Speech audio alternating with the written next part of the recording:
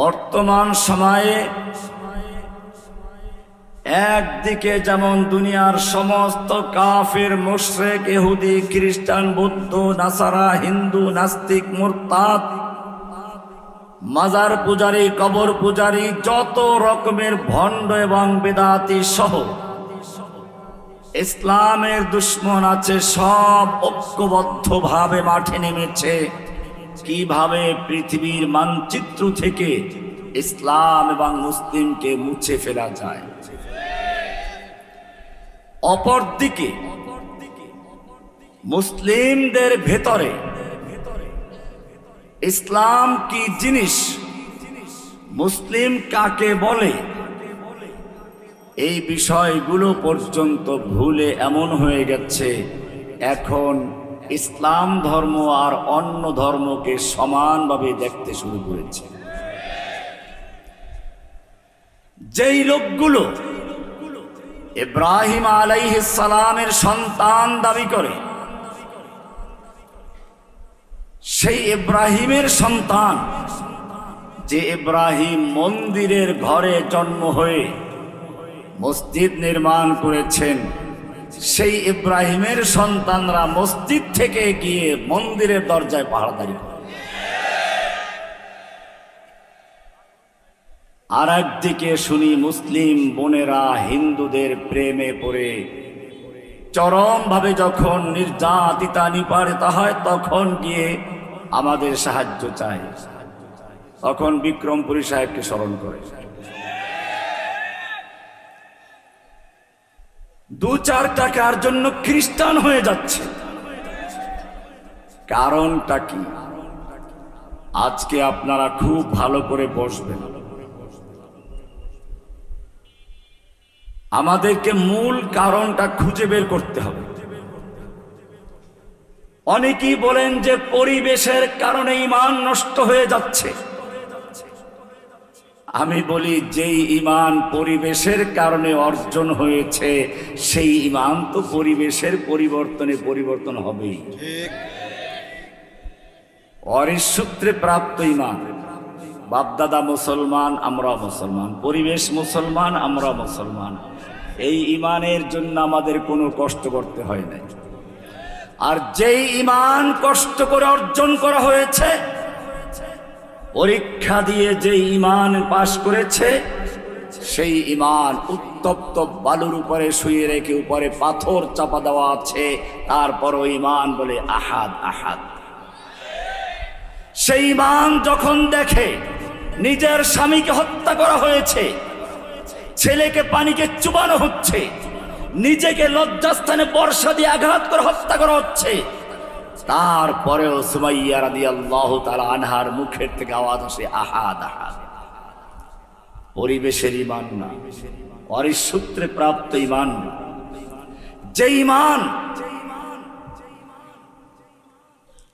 ফাঁসির মঞ্চে বসে, যে ঈমান শুলিবিদ্ধ অবস্থায় যখন বলা হলো খোবায়েব তুমি মক্কার বড় সাহিত্যিক, বড় কবি, তোমাকে শুলিবিদ্ধ করাটা আমাদের জন্য খুবই কষ্টকর, তোমার নবীকে আমাদের ধরে আনা সম্ভব নয়, তিনি মদিনাতে আছেন, কিন্তু তুমি যদি শুধু একটু মুখে বলো তোমার জায়গায় তোমার নবীকে রাখা হোক, তোমাকে ছেড়ে দেওয়া হোক, এতটুকু কথা শুধু মুখে বললে আমরা তোমাকে ছেড়ে দেব। আল্লাহর নবীর ছাত্র, পরিবেশের ঈমান নয়।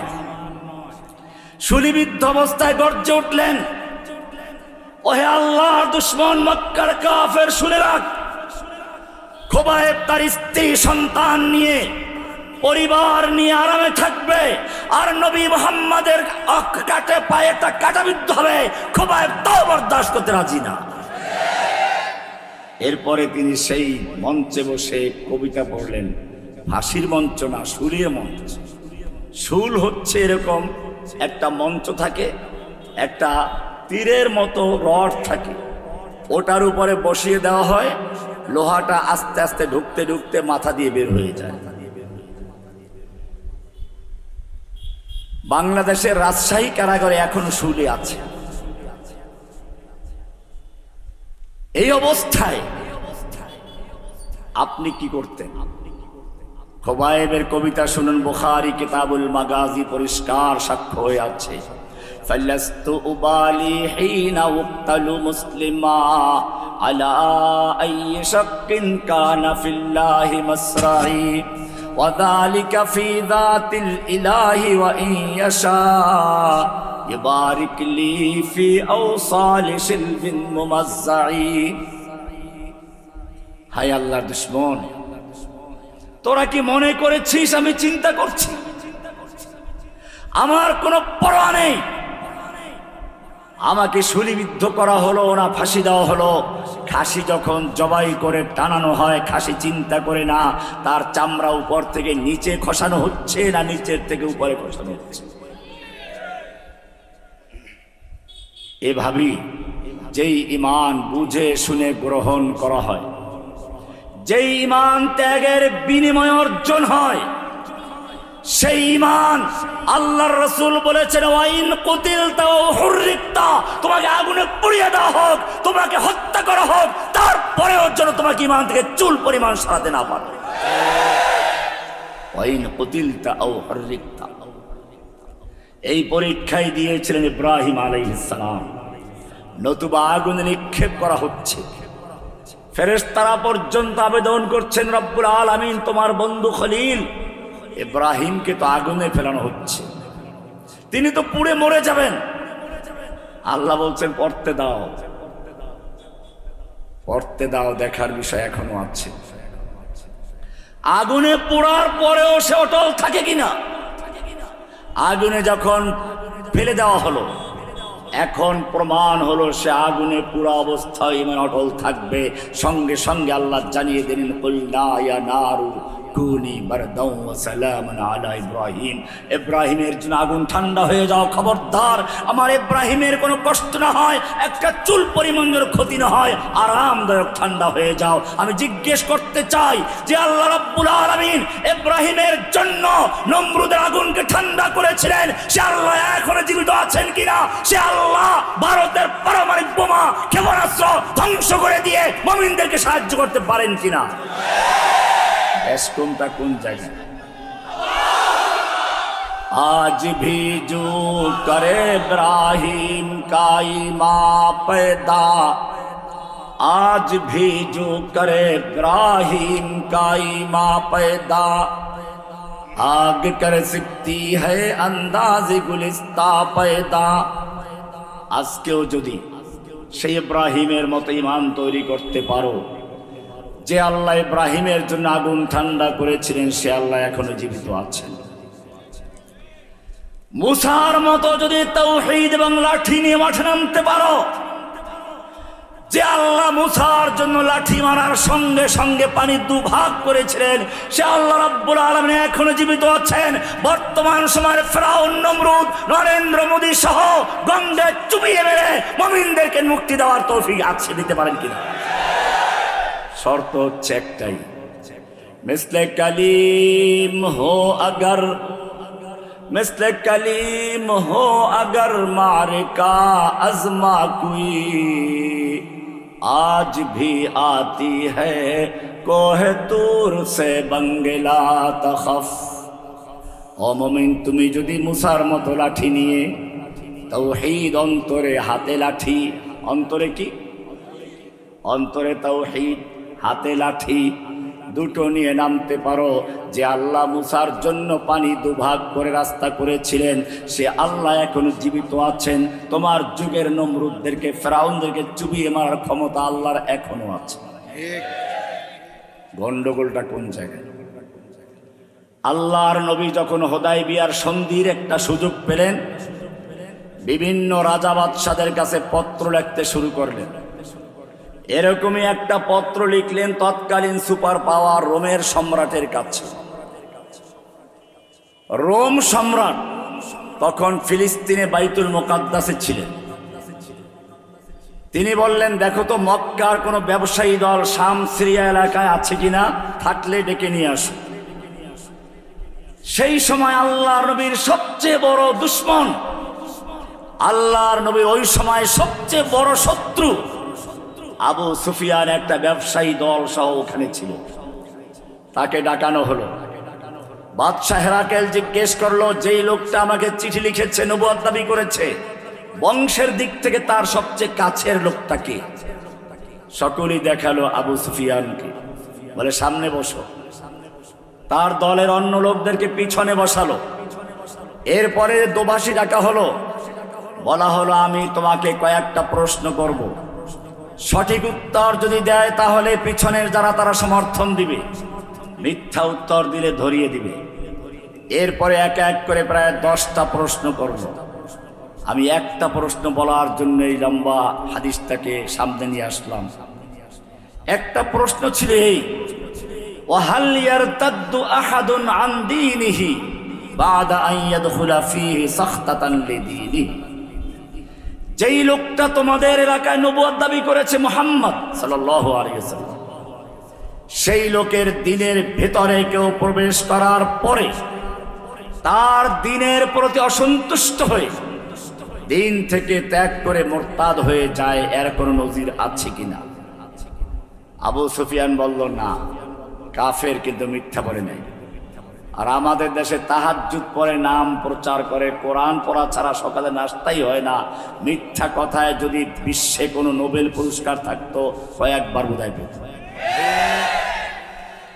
আবু সুফিয়ান কাফের। আমি সে কথাই বলেছিলাম, একটু পরে আসতেছি কোন জায়গায় গন্ডগোলটা লেগেছি। মিথ্যা বলে নাই। এবারে বাদশাহ হেরাকেল একের পর এক প্রশ্ন ধরে ধরে মন্তব্য করতে লাগলেন।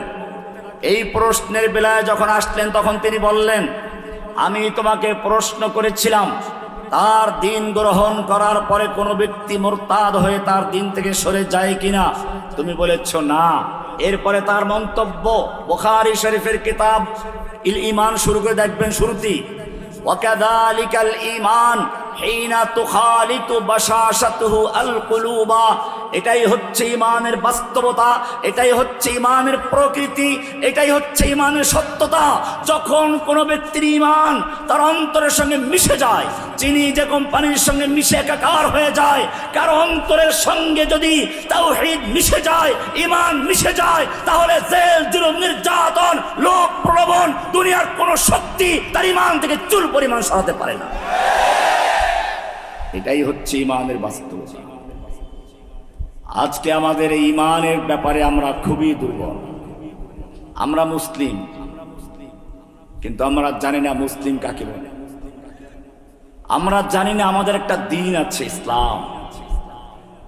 একটা লোক যদি মুসলিম হয়, তার পরিচয় মুসলিম, তাহলে সে সেকুলার ধর্ম নিরপেক্ষ হয় কি করে? আল্লাহ তো আমাদের একটা দিন দিয়েছেন, আমাদের একটা সংবিধান দিয়েছেন। সেই সংবিধানটা এমন, আমি এটা এইভাবে বলি,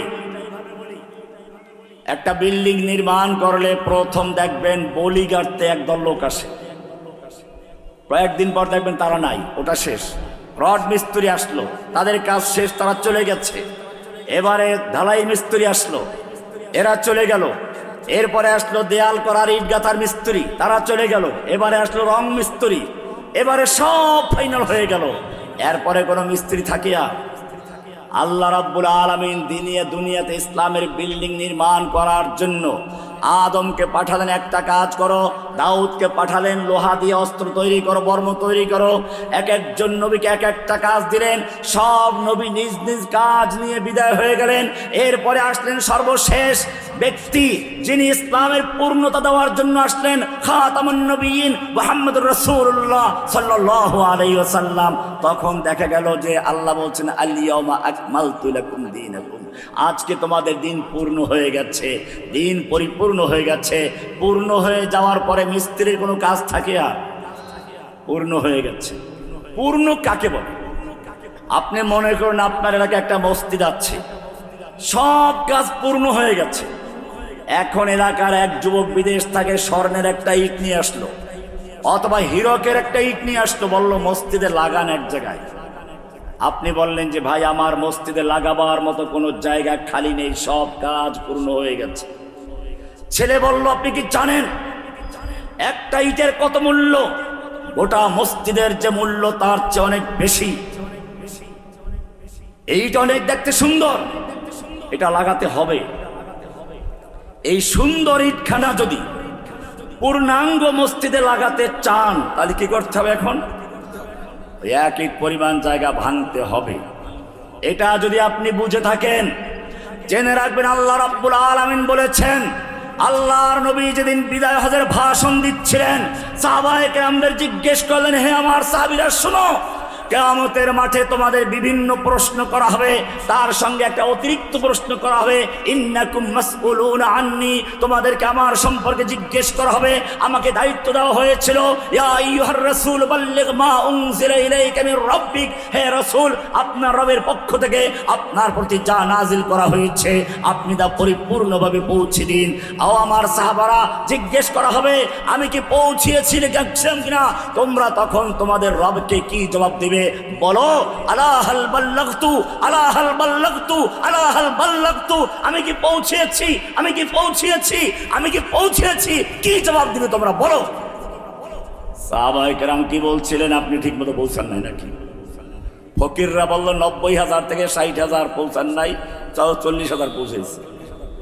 আপনি বললেন যে এখানে ধর্মনিরপেক্ষতা আছে, গণতন্ত্র, সমাজতন্ত্র আছে, এগুলো বলে যান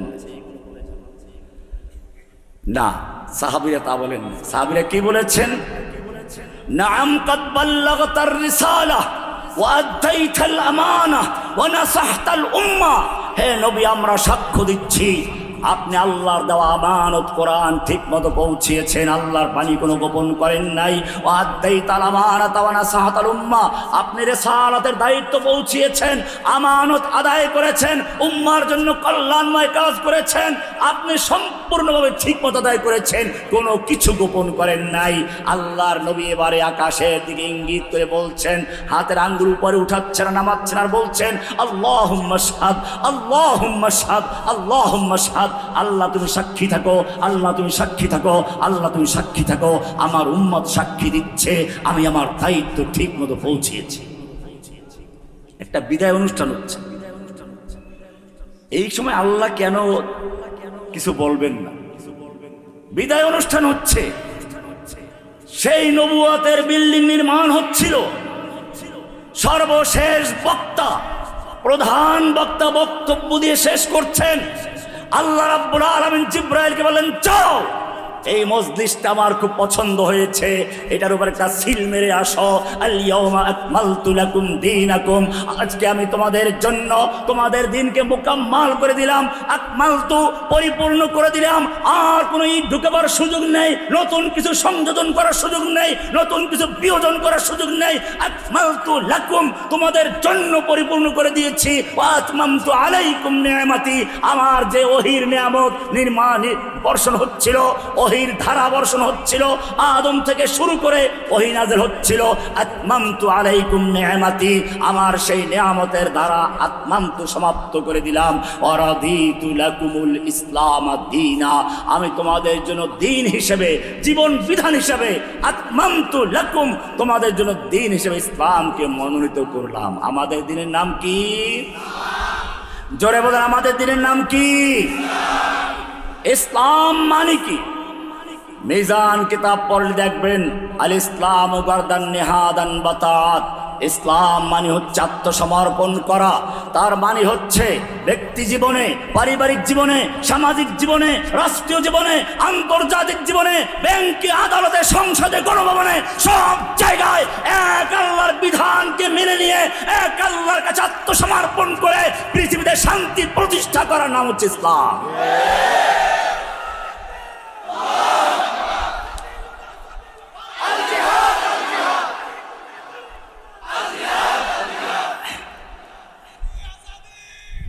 ইসলাম, ইসলাম মানে আত্মসমর্পণ করা, ইসলাম মানে শান্তি প্রতিষ্ঠা করা, শান্তি না, শান্তি প্রতিষ্ঠা করা। কিভাবে প্রতিষ্ঠা করা একটু পরে আমরা আলোচনায় আসবো, আগে পরিচয়টা দিয়ে নেই। এই ইসলাম যারা পালন করে তাদের নাম মুসলিম। তাদের নাম কি? তাদের নাম কি? এক এক করে কোরআন থেকে শুনুন, আগে পরিচয়টা নিয়ে নেন। মিল্লাতা আবিকুম ইব্রাহিম হুয়া সাম্মাকুমুল মুসলিমিন। তোমাদের এই দিন ইসলাম, এটা ইব্রাহিমের মিল্লাত। এই ইসলাম যে পালন করবে তাদের নাম রেখেছেন তিনি মুসলিম। কি নাম রেখেছেন? মিল্লাতা আবিকুম ইব্রাহিম হুয়া সাম্মাকুমুল মুসলিমিন, নাম হলো মুসলিম। এবারে পরিচয় দিবে কি?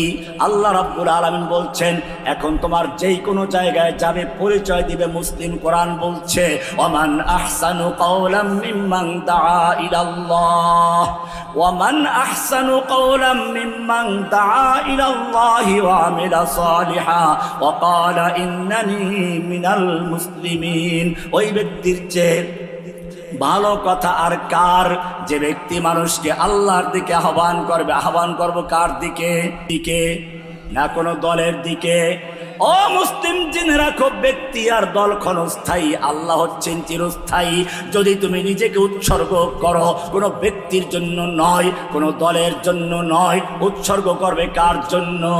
কুল ইন্না সালাতি ওয়া নুসুকি ওয়া মাহইয়ায়া ওয়া মামাতি লিল্লাহি রাব্বিল আলামিন। বলো আমার সালাত, আমার কুরবানি, আমার ত্যাগ, আমার জীবন, আমার মরণ সব কিছু কার জন্য? লিল্লাহি রাব্বিল আলামিন, এক আল্লাহর জন্য যিনি গোটা জগৎ সমূহের রব। এটাই আল্লাহ বলেছেন ওমান আহসানু কাওলাম মিম্মান দাআ ইলাল্লাহ, আল্লাহর দিকে আহ্বান করে, ও আমিলা সালিহান, এবং নেক আমল নিজে করে।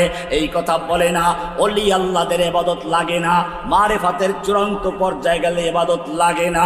ও মুসলমান, ভালো করে চিন্তা করে দেখো, কোরআন যার উপরে নাজিল হয়েছে, আকিমুস সালাত যার উপরে নাজিল হয়েছে, তিনি সারা জীবন নামাজ আদায় করেছেন, জামাতের সঙ্গে সালাত আদায় করেছেন। এমনকি যখন তিনি মৃত্যু রোগে আক্রান্ত হয়ে আছেন, এশার নামাজের আজান হয়ে গেছে, সাহাবায়ে কেরাম জামাতের জন্য প্রস্তুত হয়ে আছেন। আল্লাহর নবী ওযু করে তৈরি হচ্ছেন, আবার বেহুশ হয়ে পড়ে যাচ্ছেন, আবার ওযু করছেন, আবার বেহুশ হয়ে পড়ে যাচ্ছেন। এবারে জিজ্ঞেস করলেন নামাজ হয়ে গেছে কি, সালাত হয়ে গেছে কি? সাহাবায়ে কেরাম বললেন না। ইয়ান্তাজিরুনাকা ইয়া রাসূলুল্লাহ, হে আল্লাহর নবী, আজান হয়ে গেছে আপনার জন্য, সব অপেক্ষায় দাঁড়িয়ে আছে জামাতের জন্য, আপনার ইমামতিতে নামাজ পড়ার জন্য সবাই অপেক্ষমান আছে। আল্লাহর নবী বললেন মুরু আবা বকরিন ইউসাল্লি বিন নাস, আবু বকরকে বলো সেই জন্য লোকদের ইমামতি শুরু করে দেয়। আল্লাহর নবীর নির্দেশ পেয়ে সাহাবায়ে কেরাম আবু বকরের নেতৃত্বে ইমামতিতে নামাজে দাঁড়িয়ে গেলেন। আল্লাহর নবী একটু সুস্থতা বোধ করলেন, দুজন সাহাবীকে ডাকলেন, এক পাশে আলী আর এক পাশে বেলাল। দুইজন সাহাবীর কাঁধে ভর দিয়ে আল্লাহর নবী এশার নামাজের জামাতে যাচ্ছেন। হাদিসের কিতাব খুলে দেখো, আল্লাহর সাহাবীরা বলেন, আল্লাহর নবীর সাহাবীরা বর্ণনা করছেন, ওয়ারিজলাহু তাখুত্তান বিল আরদে, আল্লাহর নবী যখন অসুস্থ অবস্থায় দুজন সাহাবীর কাঁধে ভর দিয়ে মসজিদে যাচ্ছিলেন, রিজলাহু তাখুত্তান বিল আরদে, আল্লাহর নবীর পা দুটো জমিনের সঙ্গে হেঁচড়ে হেঁচড়ে যাচ্ছিল। যেই নবীর আগের পিছের সমস্ত গুনাহ ক্ষমা করা ছিল, কোরআন পরিষ্কার করে বলেছে লিয়াগফিরা লাকাল্লাহু মা তাকদ্দামা মিন যামবিকা মা তাআখারা। হে নবী, আল্লাহ আপনার আগের পিছের সমস্ত গুনাহ ক্ষমা করে দিয়েছেন। সেই নবী মৃত্যুরে আক্রান্ত অবস্থায়ও দুজন সাহাবীর কাঁধে ভর দিয়ে মসজিদে গেছেন। এরপরে যদি কোনো ওলি নামধারী, কোনো বুজুর্গ নামধারী, কোনো মারিফাত নামধারী, কোনো আশিক রাসূল নামধারী ব্যক্তি বলে মারিফাতের চূড়ান্ত পর্যায়ে গেলে ইবাদত লাগে না, সেগুলো আল্লাহর ওলি না শয়তানের ওলি। কারে শয়তান মিকুনি নামত ওলি, কারে শয়তান মিকুনি নামত ওলি, গর ওলি নস্তলানত বর ওলি। শয়তানের কাজ করে আর নাম দেয় আল্লাহর ওলি। এই সমস্ত ওলি ওলি ঠিক আছে, তবে আল্লাহর ওলি না, শয়তানের ওলি। কার ওলি? সুতরাং খেয়াল রাখবেন, কোরআন শর্ত আরোপ করেছে ওমান আহসানু কাওলাম মিম্মান দাআ ইলাল্লাহ, যে ব্যক্তি মানুষকে আল্লাহর দিকে আহ্বান করে, ওয়া আমিলা সালিহান, এবং নিজে নেক আমল করে, আমল করতে হবে। এরপরে সে পরিচয় দেয় ওয়াকালা ইন্নানি মিনাল মুসলিমিন, আমি একজন মুসলিম, আমি একজন, পরিচয় দেয় আমি একজন কি।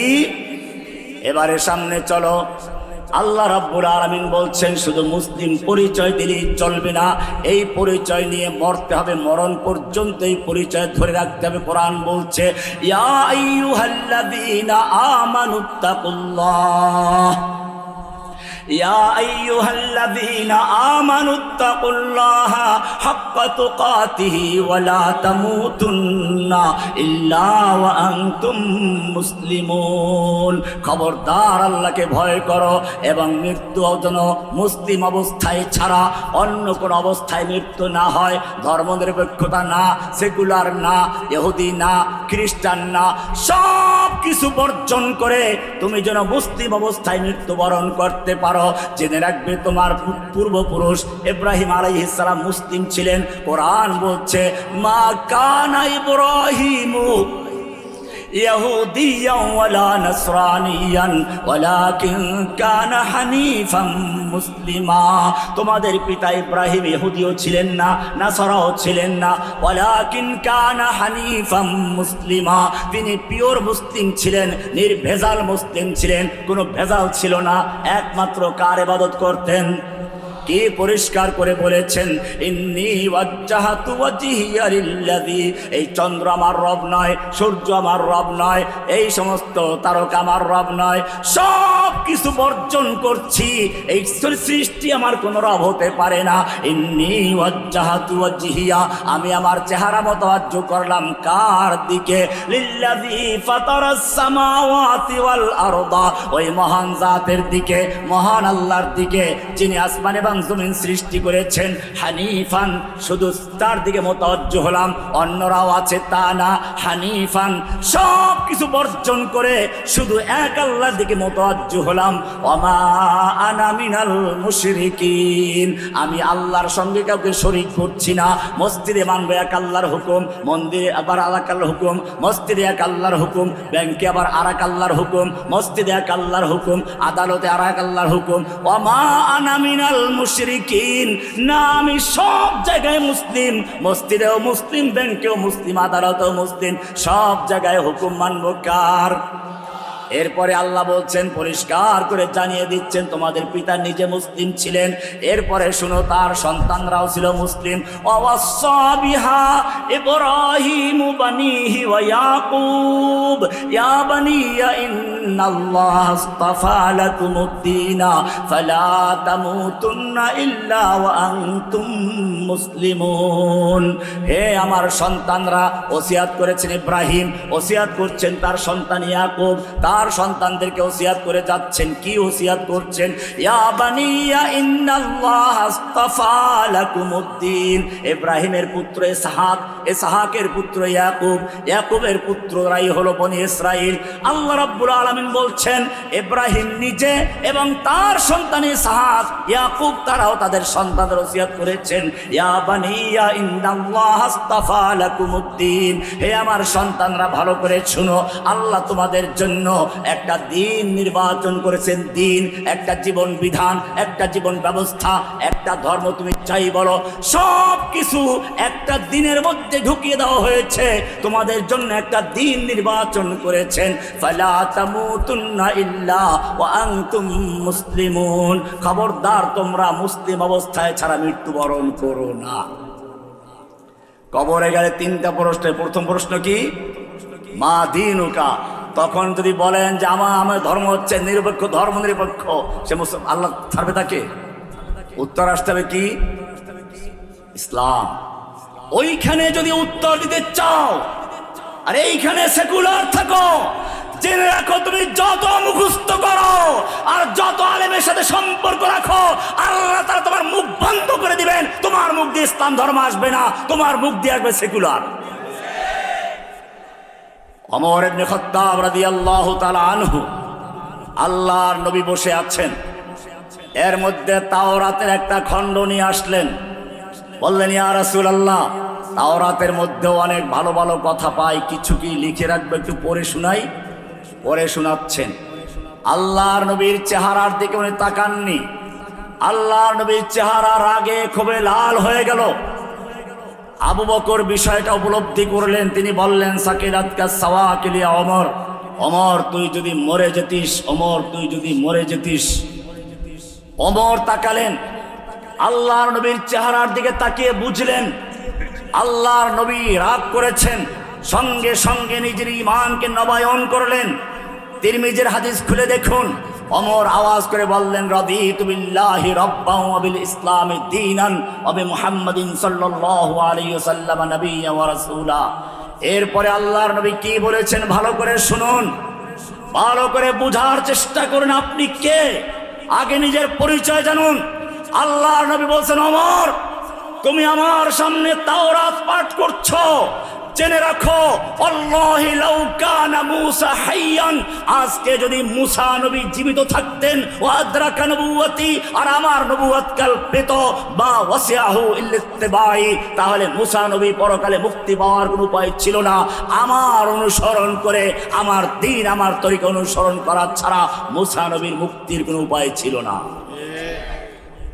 এটা হাদিস তিরমিজিতে আছে। বলবেন হাদিস কোরআনে আছে কিনা? কিছু আবার আছে হাদিস মানে না, কোরআন মানে বেশি। এবারে কোরআন থেকে দেখেন, কোরআনে আল্লাহ রাব্বুল আলামিন পরিষ্কার করে দিয়েছেন এর চার কঠিন ভাবে।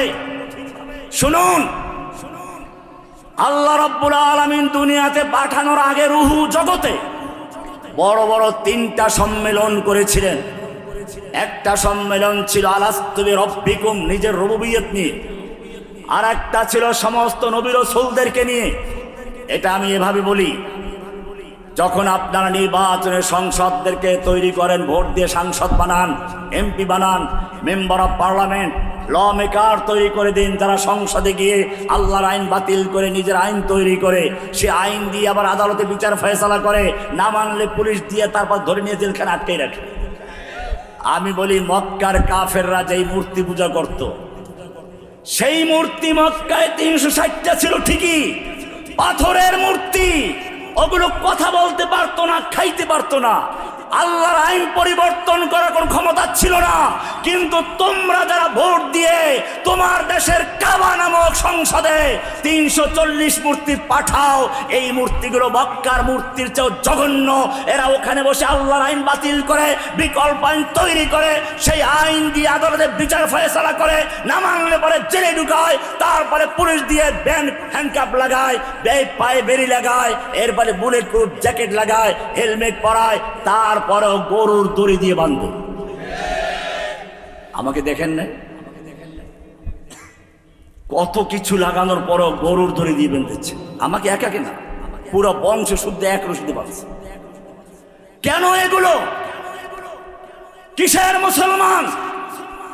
কোরআন পড়া সূরা নিসার 160 নম্বর আয়াত, আল্লাহ তাআলা এই মুসলিমদেরকে বলছেন, যারা এরকম আল্লাহর আইন বাতিল করে দেয়, আল্লাহর হুকুম মানার দাবি করে, নামাজ পড়ে, রোজা রাখে, হজ করে, যাকাত দেয়, কোরআন পড়ে, সব করে, কোরআন বলছে সূরা নিসা 4 নম্বর সূরা 60 নম্বর আয়াত, আল্লাহ বলছেন, আলাম তারা ইলাল্লাযীনা ইয়াজউমুনা আন্নাহুম আমানু বিমা উনজিলা ইলাইকা ওয়া মা উনজিলা মিন ক্বাবলিক। হে নবী, আপনি কি ওই সমস্ত লোকদেরকে দেখেন নাই, ওই যে বাংলাদেশের টুপি পরা দাড়িওয়ালা, ভোর রাতেও তাহাজ্জুদ পড়ে, জিকির করে, সব কিছু করে, এমনকি ফজরের পরে কোরআন পড়া ছাড়া নাকি নাস্তাখানা চা খায় না, এই মুসলমানদের দেখেন নাই? ইয়াজউমুনা আন্নাহুম আমানু বিমা উনজিলা ইলাইকা ওয়া মা উনজিলা মিন ক্বাবলিক, যারা দাবি করে আপনার প্রতি নাযিলকৃত কিতাবের প্রতি ঈমান এনেছে আপনার পূর্বে যত কিতাব, সব কিতাবের উপরে, কিন্তু যখন তাদেরকে বলা হয় ঠিক আছে তুমি কোরআন মানো, নামাজ পড়ো, রোজা রাখো, কিন্তু এই কোরআন দিয়ে বিচার চলবে, এই কোরআন দিয়ে আদালত চলবে, তখন তারা মানতে রাজি না। ইউরিদুনা আন ইয়াতাহাকামু ইলাত তাগুত, তারা তাগুতের আদালতে বিচার ফয়সালা নিয়ে যায়। ওয়াকাদ উমিরু আন ইয়াকফুরু বিহি, অথচ তাদেরকে বলা হয়েছিল তাগুতকে বর্জন করতে। আমার একটা কিতাবের নামই আছে তাগুত। কি নাম? এই যে এটা পুরোটা তাগুত। কত প্রকার তাগুত, বড় বড় তাগুতগুলো কি কি, বিস্তারিত আলোচনা এখানে আছে। আল্লাহ বলছেন, ওয়াকাদ উমিরু আন ইয়াকফুরু বিহি, তাদেরকে বলা হয়েছিল তাগুতকে বর্জন করতে, কিন্তু তারা তাগুতকে বর্জন না করে তাগুতের আদালতে বিচার ফয়সালা নিয়ে যায়। ওরা শয়তানের খপ্পরে পড়ে, ইউরিদু শাইতানু আন ইউদিল্লাহুম দালালাম বাঈদা। এই কথা বলি আল্লাহ ক্ষান্ত করেন নাই। এরপরে আল্লাহ রাব্বুল আলামিন 61 নম্বরে বলছেন, ওয়া ইযা কিলা লাহুম তাআলাউ ইলা, আয়াত বের করেন নইলে পর মনে করবে আছে কিনা, সূরা নিসা 4 নম্বর 61 নম্বর আয়াত। وإذا قيل لهم تعالوا إلى ما أنزل الله وإلى الرسول, যখন এই লোকগুলোকে বলে আসো, তাআলাও আসো, কোথায় আসো? ইলা মা আনজালাল্লাহু, আল্লাহ যা নাজিল করেছেন সেই কিতাবের দিকে আসো। ওয়াইদা কিল, বড় অক্ষরে লেখা আছে, ওয়াইদা কিল লাহুম তাআলাউ ইলা মা আনজালাল্লাহু ওয়া ইলার রাসূল, যখন এই লোকগুলোকে বলা হয় আসো আল্লাহর কিতাবের দিকে, আসো আল্লাহর রাসূলের দিকে, তাআলাউ ইলা মা আনজালাল্লাহু ওয়া ইলার রাসূল, আল্লাহ তাআলা বলছেন রাআইতাল মুনাফিকিনা, 61 নম্বর আয়াত, রাআইতাল মুনাফিকিনা, এই লোকগুলো যারা এতক্ষণ আগে বলল কোরআন মানি, যারা বলল আসমানি কিতাব বিশ্বাস করি, যারা বলল নামাজ পড়ো, রোজা রাখি, হজ করে, যাকাত দেই, সব মানি, কিন্তু যখন বলা হয় তাআলাউ ইলা মা আনজালাল্লাহু ওয়া ইলার রাসূল, আসো আল্লাহ এবং আল্লাহর রাসূলের বিধানের দিকে, এই দিয়ে আইন চালাই, দেশ চালাই, শাসন করি, তখন আল্লাহ বলছেন রাআইতাল মুনাফিকিনা, আপনি এই মুনাফিকগুলোকে দেখবেন, ইয়াসুদ্দুনা আনকা সুদুদা, আস্তে গর্দানটা ঝুঁকাইয়া ওখান থেকে পালাইয়ে চলে গেছে। এখন আর তার মুসলমান দাবি নাই, এটা মানতে রাজি না, এটা মানতে রাজি না। ইয়াসুদ্দুনা আনকা সুদুদা, এরপরে আল্লাহ তাআলা একটু পরে গিয়ে সূরা নিসার 65 নম্বরে বলেছেন ফালা ওয়া রাব্বিকা লা ইউমিনুনা হাত্তা ইউহাক্কিমুকা ফীমা শাজারা বাইনাহুম, না হে নবী, ওই লোকগুলো যত ঈমানের দাবি করুক, যতই তাহাজ্জুদ গুজার হোক, যতই তাসবিহ তাহলিল করুক না কেন, ফালা ওয়া রাব্বিকা লা ইউমিনুনা, ওরা রবের, আপনার রবের কসম, আল্লাহর কসম, ওরা মুমিন নয়, হাত্তা ইউহাক্কিমুকা ফীমা শাজারা বাইনাহুম, যতক্ষণ পর্যন্ত তাদের মামলা মোকদ্দমার ক্ষেত্রে, পারস্পরিক ঝগড়া বিবাদের ক্ষেত্রে আপনার আদালতে বিচার ফয়সালা না নিয়ে আসবে, আপনার হুকুম না মানবে, ওয়ায়ুসাল সুম্মা লা ইয়াজিদু ফি আনফুসিহিম হারাজাম মিম্মা কাদাইতা, আপনি যেই বিচার করবেন, কোরআন যেই শাসন দিবে, বিধান দিবে, সেই বিধানের ব্যাপারে তাদের মনে কোনো ধুকধুকি থাকবে না, কোনো খুঁতখুঁতি থাকবে না, সংশয় থাকবে না, ওয়ায়ুসাল্লিমু তাসলিমা, সম্পূর্ণভাবে মেনে নিবে, এটা না মানা পর্যন্ত মুমিন হতে পারে না। কে বলেছেন? কোরআনের কয় নম্বর সূরায়? 4 নম্বর সূরা, কত নম্বর আয়াত? 65 নম্বর আয়াত, মিলিয়ে দেখবেন আজকে ঘরে গিয়ে। এবারে শুনুন, আল্লাহ রাব্বুল আলামিন পরিষ্কার করে দিলেন, যতক্ষণ পর্যন্ত আল্লাহর বিধানকে রাষ্ট্রীয়ভাবে প্রতিষ্ঠা করা না হবে, আল্লাহর বিধানকে বিজয়ী না করা হবে, অতক্ষণ পর্যন্ত সে মুমিন হতে পারে না। কোরআন বলছে, 3 জায়গায় বলেছে রাসূলের উদ্দেশ্যটা কি, কোরআনের 3টা আয়াত, ওয়াল্লাযী আরসালা রাসূলাহু বিল হুদা ওয়া দীনিল হক, সূরা তাওবা 33 নম্বর আয়াত, সূরা ফাতা 28 নম্বর আয়াত, সূরা সফ 9 নম্বর আয়াত। 3 আয়াতে আল্লাহ রাব্বুল আলামিন একই কথা বলেছেন, হুয়াল্লাযী আরসালা রাসূলাহু বিল হুদা ওয়া দীনিল হক লিইয়ুযহিরাহু আলাদ-দীনি কুল্লিহি, আল্লাহ রাব্বুল আলামিন এই কিতাবটা নাজিল করেছেন, আরসালা রাসূলাহু বিল হুদা, হুদাল লিল মুত্তাকিন, হুদা দিয়ে প্রেরণ করেছেন, কিতাব দিয়েছেন, রাসূলাহু বিল হুদা ওয়া দীনিল হক, দ্বীনে হক দিয়ে প্রেরণ করেছেন। কেন পাঠালেন? লিইয়ুযহিরাহু আলাদ-দীনি কুল্লিহি, অন্য সকল দ্বীনে বাতিলের উপরে এই দ্বীনকে বিজয়ী করার জন্য আল্লাহ পাঠিয়েছেন। কিভাবে বিজয় করবে?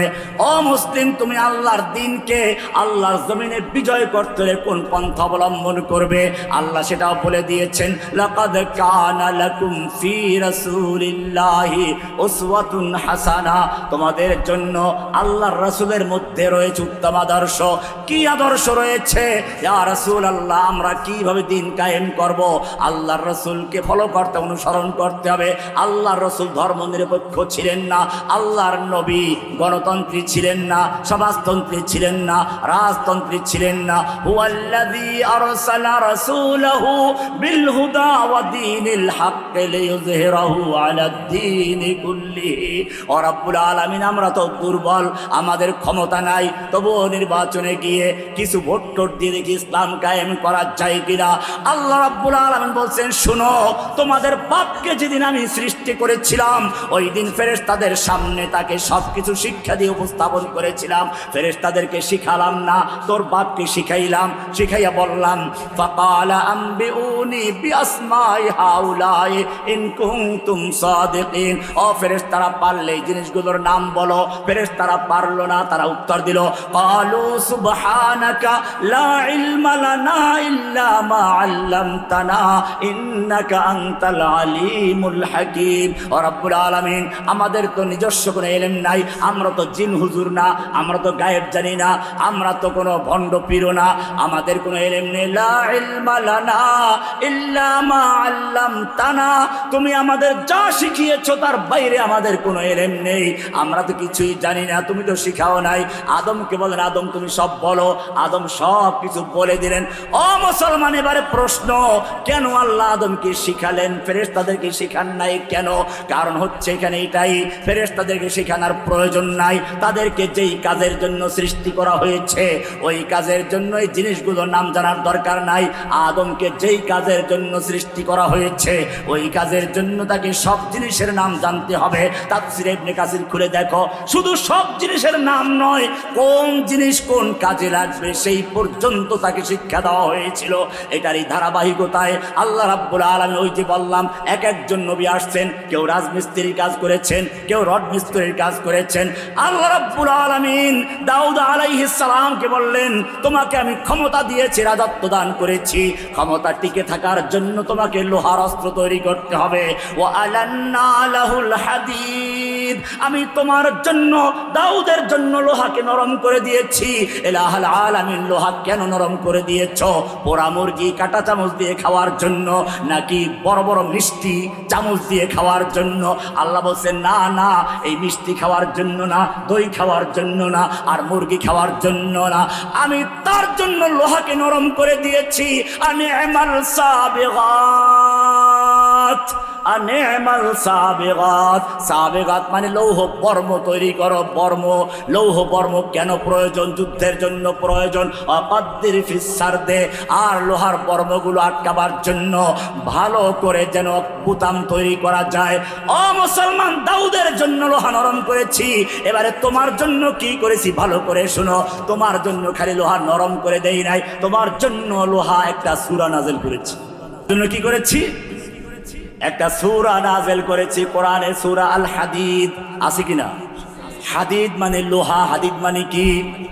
এইবারে ভালো করে শুনো, সূরা আল হাদিদ 25 নম্বর আয়াতটা ভালো করে পড়ো, দুইটা অংশ আছে।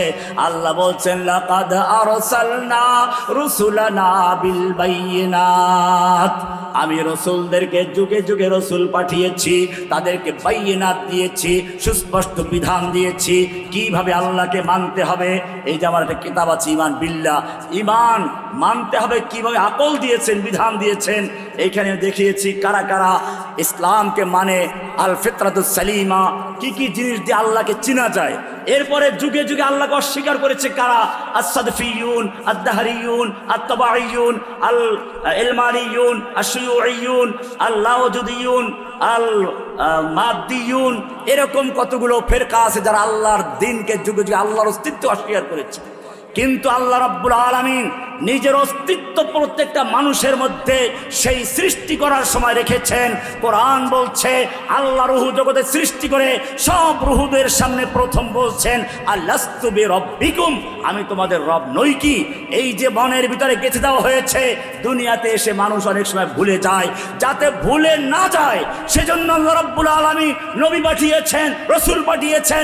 নবীদেরকে বলা হয় ইন্নামা আনতা মুযাক্কির, আপনি স্মরণ করিয়ে দেওয়ার মালিক। এ কোরআনকে বলা হয়েছে নাহনু নাযালনা যিকরা, জিকির, স্মরণ। ও মুসলমান, স্মরণ কাকে বলে? স্মরণ বলে আগে একটা জিনিস জানা ছিল, পরে ভুলে গেছে, ওইটা মনে করাইয়া দেওয়াকে বলে স্মরণ। নতুন করে কোনো জিনিসকে যদি শেখানো হয় ওটা স্মরণ বলে না, ওটাকে বলে তালিম। তাহলে কোরআনকে বলা হচ্ছে স্মরণ করানো, নবীকে বলা হচ্ছে মুযাক্কির, স্মরণ করানোওয়ালা। কেন? আল্লাহর পরিচয় তোমার অন্তরের মধ্যে আগের থেকে লেখা আছে। দেখো না, যখন বিপদে পড়ে যাও তখন সব খাজা বাবা, গাজা বাবা, ল্যাংটা বাবা, দরগাওয়ালা, দুর্গাওয়ালা সব ভুলে গিয়ে শুধু একজনকে ডাকে, কাকে?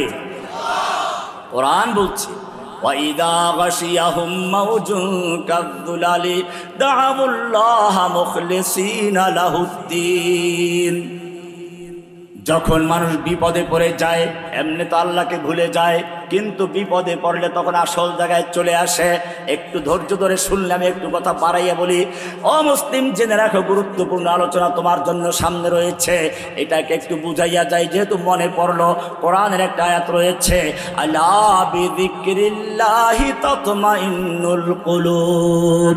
এই আয়াতটি আমাদের দেশের যারা বীর বুজুর্গরা আছেন তাদের সকলের মুখস্থ আছে, মুরিদদের মুখস্থ আছে। আমি তার সমালোচনা করছি না, প্রশংসাই করছি, মুখস্থ আছে।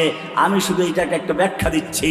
এখানে আলা বিযিকরিল্লাহি, আল্লাহ বলছেন আল্লাহর জিকিরের মাধ্যমে। জিকির মানে স্মরণ করা। জিকির মানে কি? তাতমাইন্নু মানে স্থির হওয়া। তাতমাইন্নু মানে কি? স্থির হওয়া। আল কুলুব মানে হচ্ছে পার্শ্ব পরিবর্তন করা, কলবের বহুবচন। কলব মানে পল্টিবাজ, পার্শ্ব পরিবর্তন করা। তার মানে হচ্ছে আমাদের এই কলবটা বারবার পার্শ্ব পরিবর্তন করে। ছোটবেলায় যখন দুনিয়াতে শিশু অবস্থায় এলাম তখন আমার কলবের সম্পর্ক মায়ের সঙ্গে। মা ছাড়া কলব কিছুই বুঝে না। মায়ের থেকে বিচ্ছিন্ন করলে কান্নাকাটি শুরু হয়ে যায়। একটু বড় হয়ে গেল, এবারে খেলার সাথীদের সঙ্গে কলবের সম্পর্ক হয়ে গেছে, মাকে পল্টি নিয়েছে। এবারে খেলার সঙ্গীদের থেকে আলাদা হয়ে স্কুল কলেজে চলে গেছে। এখন স্কুল কলেজের ছাত্র ভাইরা তার সবচেয়ে আপন। ছাত্রদের সঙ্গে সবসময় সময় কাটে, ওদের কাছে না গেলে মন ভালো লাগে না। কলবের সম্পর্ক এবারে ছাত্র ভাইদের সঙ্গে। এবারে লেখাপড়া শেষ হয়ে গেছে, বিয়ে করেছে, কলব এবারে পল্টি মেরেছে, স্কুল কলেজকে লাথি মেরেছে। বউয়ের সাথে তার কলবের সংযোগ হয়ে গেছে। কিছুদিন পরে বাচ্চা হলো, স্ত্রীকেও পল্টি মেরেছে, বাচ্চার সঙ্গে কলবের সম্পর্ক হয়ে গেছে। বাচ্চা বড় হয়ে গেছে, এবারে নাতি হয়ে গেছে, এবারে দাদু হয়ে গেছো, বুড়া হয়ে বিছনায় পড়ে গেছ। তোমার কাজ হচ্ছে নাতি পালা। নাতিও বড় হয়ে গেছে, এখন আর তোমার সঙ্গে কেউ সঙ্গ দেওয়ার সময় নেই। বুড়ার কাছে কেউ থাকতে চায় না। এইবারে বুড়াকে কেমনে সেই কি যেন কায় বৃদ্ধাশ্রমে পাঠানো হবে কি করে, এই চিন্তায় থাকে। তখন বুড়া চিন্তা করে আমার ওই খেলার বেড়ার ছেলেরাও তো আপন নয়, স্ত্রী আপন নয়, সন্তান আপন নয়। তখন স্মরণ করে ওই শুরুতে যাকে মনের ভিতরে গাথা ছিল, এবারে তার কথা মনে পড়ে। কোরআন বলছে আলা বিযিকরিল্লাহি তাতমাইন্নুল কুলুব। এখন আল্লাহর স্মরণ আসছে, তাতমাইন্নু স্থির হয়ে গেছে। আল কুলুব মানে পার্শ্ব পরিবর্তন করা, পল্টিবাজ কলব। বারবার পল্টি নিয়ে এখন যখন বৃদ্ধ অবস্থায় পড়ে গেছ, দুনিয়ার কোনো জায়গায় তোমার স্থান নেই। এখন তুমি বিছনায় বসে বসে একজন কি বলো আপন কে?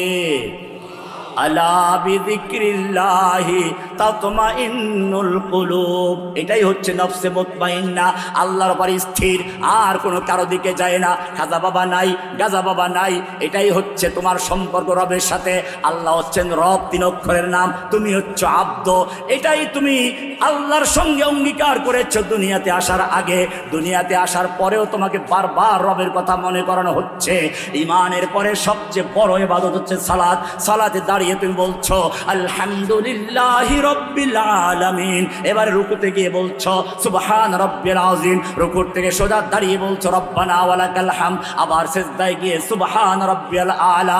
দাঁড়ানো অবস্থায় রব, রুকুতে গিয়ে রব, রুকুর থেকে সোজা হয়ে রব, সিজদায় গিয়ে রব। আবার যখন তুমি দুনিয়ার থেকে কবরে চলে যাবে, আখিরাতের প্রথম ঘাটিতে চলে যাবে, তখন তোমাকে 3টা প্রশ্ন করা হবে। প্রথম প্রশ্ন মান রব্বুকা, বলো তোমার রব কে ছিল? কোনো ঘোষক ছিল না, কোনো জননেতা কি জনক ছিল না, কোনো নেতা নেত্রী ছিল। তখন তোমাকে বলতে হবে মান রব্বুকা, কে তোমার রব বলো। এই কারণে যত যুগে যুগে নবীরা এসেছেন প্রথমে দাওয়াত দিয়েছেন রবের। তুমি মুসা আলাইহিস সালামকে দেখো, ফেরাউনকে গিয়ে দাওয়াত দিয়েছেন রব্বুল আলামিনের প্রতি মানানো। ফেরাউন বলছে আমার রব্বুল আলামিন, ও তোমাদের রবটা আবার কে? আমি তো তোমার রব। এই মুসা তোকে আমি তো লালন পালন করেছি। রব মানে সে বুঝলো। এই কারণে আমি আমার এই বইতে লিখে দিয়েছি রব মানে হলো ইনা। রবের মধ্যে 3টা জিনিস আছে, আল খালকু ওয়াল মুলকু ওয়াল আমর। খালক, মুলক, আমর। সৃষ্টি করা, মালিকানা, আদেশ জারি করা। এটা সূরা তাহা 50 নম্বর আয়াতে মুসা আলাইহিস সালাম সেই ফেরাউনকে যে উত্তর দিয়েছিলেন, সেই উত্তরটা আল্লাহ তাআলা কোট করে দিয়েছেন। কোরআন বলছে আলা রাব্বুনাল্লাযী আতা কুল্লা শাইইন খালকাহু সুম্মা হাদা। ও ফেরাউন, আমি যে রবের দাওয়াত দেই সেই রব তোর মতো কোনো দুর্বল রব নয়। এক সময় শ্রীবীর্য পৃথিবীর যুগে যুগে চলে গেছে, তোর নাম নিশানাও ছিল না। এমনকি যেদিন তুই মায়ের পেটে ঢুকেছিস ওই দিন তোর মায়ও জানে না। কয়েকদিন পরে মা বমি বমি ভাব, ডাক্তারের কাছে গেল, ডাক্তার বলল তোমার পেটের মধ্যে কেউ একজন আসছে। দুনিয়াতে আসলি শিশু অবস্থায় ব্যবহার করছিস, এরপরে একটু বড় হলি, এরপরে বুড়ো হলি, এরপরে কবরে চলে যাবি। ও ফিরাউন, জেনে রাখবি আমি যে রবের দাওয়াত দিচ্ছি সেই রব তোর মতো কোনো দুর্বল নয়। রব্বুনাল্লাযী আতা কুল্লা শাইইন খালকাহু সুম্মা হাদা। আমি যেই রবের দাওয়াত দেই সেই রব হচ্ছেন তিনি যিনি সমস্ত মাখলুকাতকে সৃষ্টি করেছেন। সৃষ্টি করার পরে আবার জীবনের যখন যা প্রয়োজন হাদা জরিয়ায় মাস কি তরফ রাহনুমাই করনা, যখন যা প্রয়োজন সবগুলো নিজের পক্ষ থেকে বুঝে শুনে বন্দোবস্ত করেন। তুমি কি চিন্তা করো না, যখন তুমি তোমার মায়ের পেটে ছিলে, মায়ের পেটে যখন তোমার বডি তৈরি হয়ে গেল, রুহ চলে আসলো, ক্ষুধা লেগে গেছে, খাবারের প্রয়োজন, মায়ের পেটের ভিতরে তোর জন্য খাবার দেওয়ার মতো দুনিয়ার কোনো খাদ্যমন্ত্রীর পক্ষে সম্ভব ছিল না। আল্লাহ রাব্বুল আলামিন যিনি তোমাকে মায়ের পেটে সৃষ্টি করেছেন তিনি তোমার মায়ের মাসিক ঋতুস্রাব বন্ধ করে দিয়ে মায়ের নাভির সঙ্গে সংযোগ দিয়ে বিনা দরখাস্তে বিনা আবেদনে খাওয়ার বন্দোবস্ত করেছেন। কালা রব্বুনাল্লাযী আতা কুল্লা শাইইন খালকাহু সুম্মা হাদা। ও ফিরাউন, এবারে মায়ের পেটের থেকে বড় হয়ে গেছে বাচ্চা, দুনিয়াতে আসতে হবে। দুনিয়াতে আসলে কি খাবে? দুনিয়াতে আসার পরে যদি দুনিয়াতে এসে নরম খায়, গলায় একটু ঠান্ডা সর্দি লাগতে পারে, ঠান্ডা হলে সর্দি লাগতে পারে, গরম হলে পরে মুখ পুড়ে যেতে পারে, শক্ত হলে গলায় আটকে যেতে পারে। আল্লাহ রাব্বুল আলামিন আবার নিজের রবের পরিচয় দিলেন। মায়ের বুকের ভিতরে এমন একটা শাল দুধ তৈরি করে দিলেন যেই দুধটা একদিকে গরম না আর একদিকে খুব ঠান্ডাও না, হালকা গরম, আবার একেবারে নরম না একেবারে শক্ত না। একদিকে খাবারের কাজ করে আর একদিকে পানির কাজ করে, আর একদিকে দুনিয়াতে আসার পরে যত রোগ জীবাণুর আক্রমণ হবে সমস্ত রোগ জীবাণুর টিকা হিসাবে আল্লাহ রাব্বুল আলামিন মায়ের বুকে শাল দুধ তৈরি করে দিয়েছেন। জোরে বলুন সুবহানাল্লাহ। ক্বালা রাব্বুনাল্লাযী আতা কুল্লা শাইইন খালকাহু সুম্মা হাদা। শুধু এ পর্যন্তই নয়, এবারে দুধ পান করতে করতে বাচ্চা 1.5-2 বছর হয়ে গেছে। এখন শুধু দুধ পান করলে চলবে না, এখন তাকে মুরগির বাচ্চা কবুতরের বাচ্চা খেতে হবে। আল্লাহ রাব্বুল আলামিন আবার তার রবের পরিচয় দিলেন। ওই বাচ্চার মুখের ভিতরে এক একটা করে মুক্তার মতো দাঁত দিয়ে ভরে দিলেন। এবারে বাচ্চা মুরগির বাচ্চা খাচ্ছে, কবুতরের বাচ্চা খাচ্ছে, খিচুড়ি খাচ্ছে, খেতে খেতে আরো বড় হয়ে গেছে। এখন তাকে খাসির মাথা চাবাতে হবে, গরুর হাড্ডি চাবাতে হবে। আল্লাহ রাব্বুল আলামিন আবার নিজের রবের পরিচয় দিলেন। ওই ছোটবেলার ছোট দাঁতগুলো ভেঙে দিয়ে বড় বড় দাঁত দিয়ে মুখটা ভরে দিয়েছেন। ক্বালা রাব্বুনাল্লাযী আতা কুল্লা শাইইন খালকাহু সুম্মা হাদা। ও ফিরাউন, আরো দেখতে চাও? তুমি বলবা ডিমের ভিতরে যে বাচ্চা হয় সেই বাচ্চার খাবার কোত্থেকে আসবে? ও ফিরাউন, তুমি কি চিন্তা করেছ ডিমের ভিতরে 2টা অংশ থাকে, একটা সাদা লাল আর একটা হলুদ কুসুম। হলুদ কুসুম দিয়ে বাচ্চা তৈরি হয়, সাদা লালাটা তার জন্য আগে খাবারের বন্দোবস্ত করা হয়েছে। এবারে মুরগির বাচ্চা কবুতরের বাচ্চা ডিমের ভিতরে ওই খাবার খাচ্ছে, খেতে খেতে তার গুদাম শেষ হয়ে গেছে। এখন কি করবে? আল্লাহ রাব্বুল আলামিন তাকে জানিয়ে দেন তোমার চতুর্পাশে যেই প্রাচীর রয়েছে, এইটা কাশিমপুর হাই সিকিউরিটি জেলের প্রাচীর নয়, এটা চীনের প্রাচীর নয়, এটা খুব হালকা, তোমার ঠোঁট দিয়ে চতুর্দিকে ঠোকরাও, ঠোকরাতে ঠোকরাতে চতুর্দিক ভেঙে ফেললো। এবারে বলে মাথা দিয়ে মারো ধাক্কা, ধাক্কা মারতে মারতে ডিমের খোসা ভেঙে বেরিয়ে আসলো। ও ফিরাউন, এবার তুমি যাও, একটা হাঁসের বাচ্চা নাও আর একটা মুরগির বাচ্চা নাও, পানির কাছে চলে যাও। হাঁসের বাচ্চা পানি দেখলে আনন্দে মেতে উঠবে, সাঁতার কাটতে শুরু করবে, তার কোনো ভয় নেই। পক্ষান্তরে মুরগির বাচ্চা পানির ভিতরে নামাও, দেখবে মরতে রাজি, পানিতে নামতে রাজি না। ঠিক কিনা? কে শিক্ষা দিল হাঁসের বাচ্চাকে পানি তোর জন্য উপযুক্ত, আর কে শিক্ষা দিল মুরগির বাচ্চাকে পানি তোর জন্য উপযুক্ত নয়? যিনি শিক্ষা দিয়েছেন তিনি হচ্ছেন কি? ক্বালা রাব্বুনাল্লাযী আতা কুল্লা শাইইন খালকাহু সুম্মা হাদা। এবারে বলবেন রব তো চিনলাম, এবারে রবের কাজ কি? রবের হচ্ছে মালিকানা। এই পৃথিবীর সব কিছুর মালিকানা কার? সৃষ্টি করলেন যিনি, মালিক হবেন। আর মালিক হবেন যিনি, আইন দিবেন কি? আর একজনে নাকি? রব চেনা হয়ে গেল। 3টা জিনিসের নাম, এই 3টা বিস্তারিত আমার কিতাবুল ঈমানে আছে, দেখে নেবেন, এটা বইতে পাওয়া যাবে, বিস্তারিত আছে এখানে। তিনটা জিনিস হচ্ছে খালক, মুলক, রব। তিনটা জিনিসের নাম, মালিকানা, আমর, আদেশ। এবারে প্রশ্ন হচ্ছে আমর পালন করলে কি হয়? আল্লাহর আদেশ পালন করার নামই হচ্ছে ইবাদত। ইবাদত কি? আল্লাহর আদেশ পালন করা। এই আদেশ পালন করা আবার কয়েক রকম আছে। আমি এই বইটার মধ্যে সব এগুলো নিয়ে এসেছি ধারাবাহিকভাবে, দেখবেন এখানে লেখা আছে এবাদত কওলি, এবাদতে ফেইলি, এবাদতে বাদানি। কওলি এবাদত, ফেইলি এবাদত, বাদানি এবাদত, দৈহিক, মৌখিক, সবগুলো এবাদত কার জন্য? এটাই হচ্ছে ইয়াকা না'বুদু আবদিয়াত। আপনি যখন সূরা ফাতিহা পড়েন, প্রথমে আলহামদুলিল্লাহ রাব্বিল আলামিন বললেন, এটা এরকমই। আজকে যদি এইখানে একজন মন্ত্রী আসতো, আপনারা বড় গ্লাসে একটা মানপত্র বাধাই করে দিতেন। মানপত্রের তিনটা অংশ থাকে। প্রথম অংশে থাকে প্রশংসা, আপনি সদরঘাটের কামান, মস্তানের জামান, আপনার চরিত্র ফুলের মতো পবিত্র, নামাজ পড়েন একত্র, হ্যাঁ, হাজার প্রশংসা দিয়ে ফাঁসাইয়ে দেওয়া। মন্ত্রী মনে মনে কয়, বেটারা এত প্রশংসা করে ফুলানোর দরকার নেই, আগে বলো কোন দল করো, ভোট দাও কারে। ভোট না দিলে নেতার কোনো কিছু আছে দেওয়ার? ওদের সবচেয়ে বড় ভোট চাও, ভোট কাকে দাও এইটা মনে মনে ভাবে। এইবারে দ্বিতীয় প্যারায় লেখা থাকে, এই এলাকার মাটি আপনার ঘাঁটি, আপনাকে বিপুল ভোটে বিজয় করে আপনাকে সংসদে পাঠিয়েছি, আপনি এখন মন্ত্রী হয়েছেন। এখন মন্ত্রী বুঝলো, বুঝলাম, এবারে আমার লোক, হাম তুমহারে হো গিয়া, এবার তোমরা আমার, আমি তোমাদের সম্পর্ক হয়ে গেছে। এবারে বলো দাবি দেওয়া কি? দাবি দেওয়া শুরু হয়ে গেছে। রাস্তা লাগবে, মসজিদ লাগবে, মাদ্রাসা লাগবে, স্কুল লাগবে, খেলার মাঠ লাগবে, লাগবে, দাবি দেওয়া শুরু হয়ে গেছে। ও মুসলমান, সারা জীবন সূরা ফাতিহা পড়ো। সূরা ফাতিহা হাদিয়াতুম মিনাল্লাহ, আল্লাহর পক্ষ থেকে উপহার। কোন মুসলিম পরিবারে যদি জন্ম হয়ে থাকে, সেই ব্যক্তি সূরা ফাতিহা মুখস্থ করার জন্য কারো ধারস্থ দেয় না, অটোমেটিক আল্লাহ রাব্বুল আলামিন সূরা ফাতিহা মুখস্থ করাই দেন। কারণ এই সূরার মধ্যে এই জিনিসগুলো আছে। কোরআন এটা এমন কোন কিতাব নয়, যুগে যুগে আল্লাহর দ্বীনকে ধ্বংস করেছে তিন শ্রেণীর লোকেরা, যোগ সাজস করে। একদল শাসক, আর এক দল হচ্ছে শাসকদের পাঁচটা গোলাম যাজক, এক শ্রেণীর যাজক। আর এক দল হচ্ছে ব্যবসায়ী, ধনী শ্রেণীর লোকেরা। আমি বিস্তারিত আলোচনা এখন করবো না, আজকে জুমায় করেছি, নেটে আছে, দেখে নেবেন বিস্তারিত আলোচনা ওখানে, কিভাবে তারা যোগ সাজস করেছে। বাংলাদেশেও সেটা হয়েছিল। শাসকরা মনে করে এই দেশটা আমার বাপের দেশ, আমরা সৃষ্টি হয়েছি, এখানে কারো কোনো কিছু চলবে না। এই জন্য আবার মাঝে মধ্যে কিছু মুক্তির ফতুয়া লাগে, সেজন্য কিছু মুক্তি 1 লক্ষ মুক্তির ফতুয়া দিয়ে তার পক্ষে সমর্থন দিল। কেউ তাকে জান্নাতের টিকিট দিল, আবার কেউ তাকে কওমি জননী খেতাব দিল।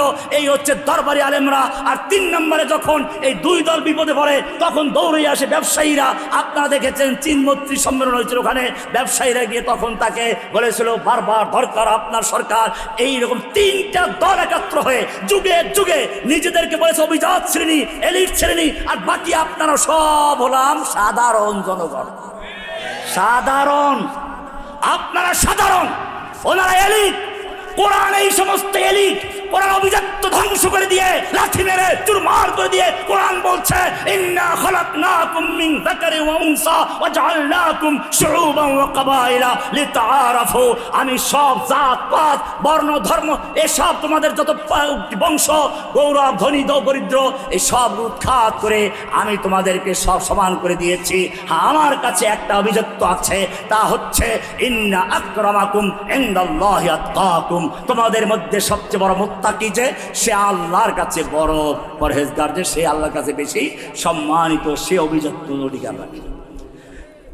কোরআন এজন্য যাতে করে পুবদের মতো, ব্রাহ্মণদের মতো কোরআনকে কুক্ষিগত করতে না পারে, ব্রাহ্মণ ছাড়া কেউ ধরতে পারবে না। ইহুদিরা তাদের সুন্দুকে ঢুকিয়ে রাখতো লৌহকে। আল্লাহ রাব্বুল আলামিন কোরআন দিলেন, কাগজে দেন নাই যাতে করে কাগজ নষ্ট হয়ে যায়, পাথরে দেন নাই ধুলাবালু পড়ে যাবে, কাঠের টুকরা লিখে দেন নাই নষ্ট হয়ে যাবে। আল্লাহ রাব্বুল আলামিন কোরআনকে হেফাজত করার দায়িত্ব নিয়েছেন। ইন্না নাহনু নাযালনা যিকরা ওয়া ইন্না লাহু লাহাফিজুন। আমি কোরআন নাযিল করেছি, কিয়ামত পর্যন্ত কোরআনকে আমি হেফাজত করব। এটা কোনো কারো কুক্ষিগত সম্পদ নয়, ব্রাহ্মণদের নয়, পোপ পুরোহিতদের নয়, কোনো পীর বুজুর্গ যাতে করে এটাকে দখল করে নিতে না পারে, সেজন্য কোরআন সংরক্ষণের জন্য পাথর নয়, গাছ নয়, পাতা নয়, কাগজ নয়, আমি আমার বান্দাদের কলবকে হেফাজত করে নিয়েছি। ইন্না নাহনু নাযালনা যিকরা ওয়া ইন্না লাহু লাহাফিজুন। আমি কোরআন নিজে নাযিল করেছি, কিয়ামত পর্যন্ত কোরআন হেফাজত করার দায়িত্ব আমি আল্লাহ নিজে নিয়েছি। ইংরেজরা যখন এই দেশ দখল করেছিল, ওদের 5 গোলাম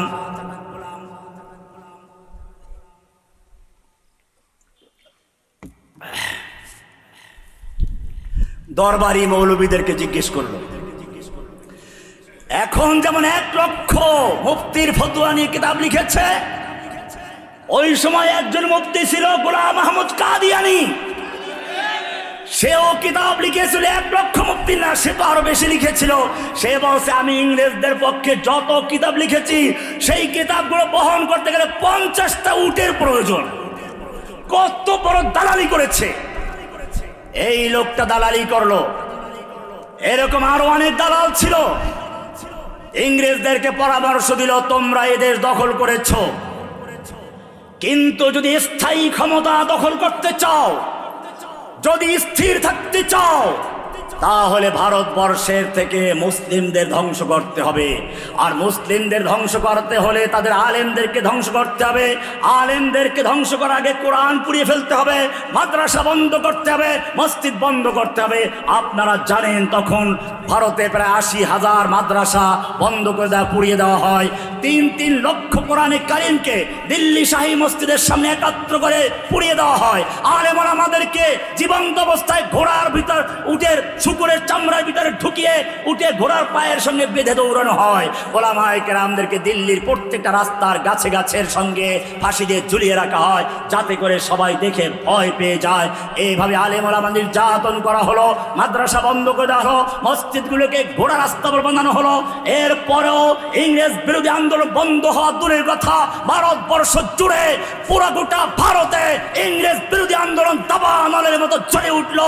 তখন ইংরেজ সরকার আবার সেই দালালদেরকে ডেকে বলল, তোমাদের পরামর্শ অনুযায়ী মাদ্রাসা বন্ধ করেছি, মসজিদ বন্ধ করেছি, আলেমদেরকে হত্যা করেছি, মসজিদ কোরআনগুলো পুড়িয়ে দিয়েছি, বলো কেন এখন ইংরেজ বিরোধী আন্দোলন দাবানলের মতো জ্বলে উঠছে?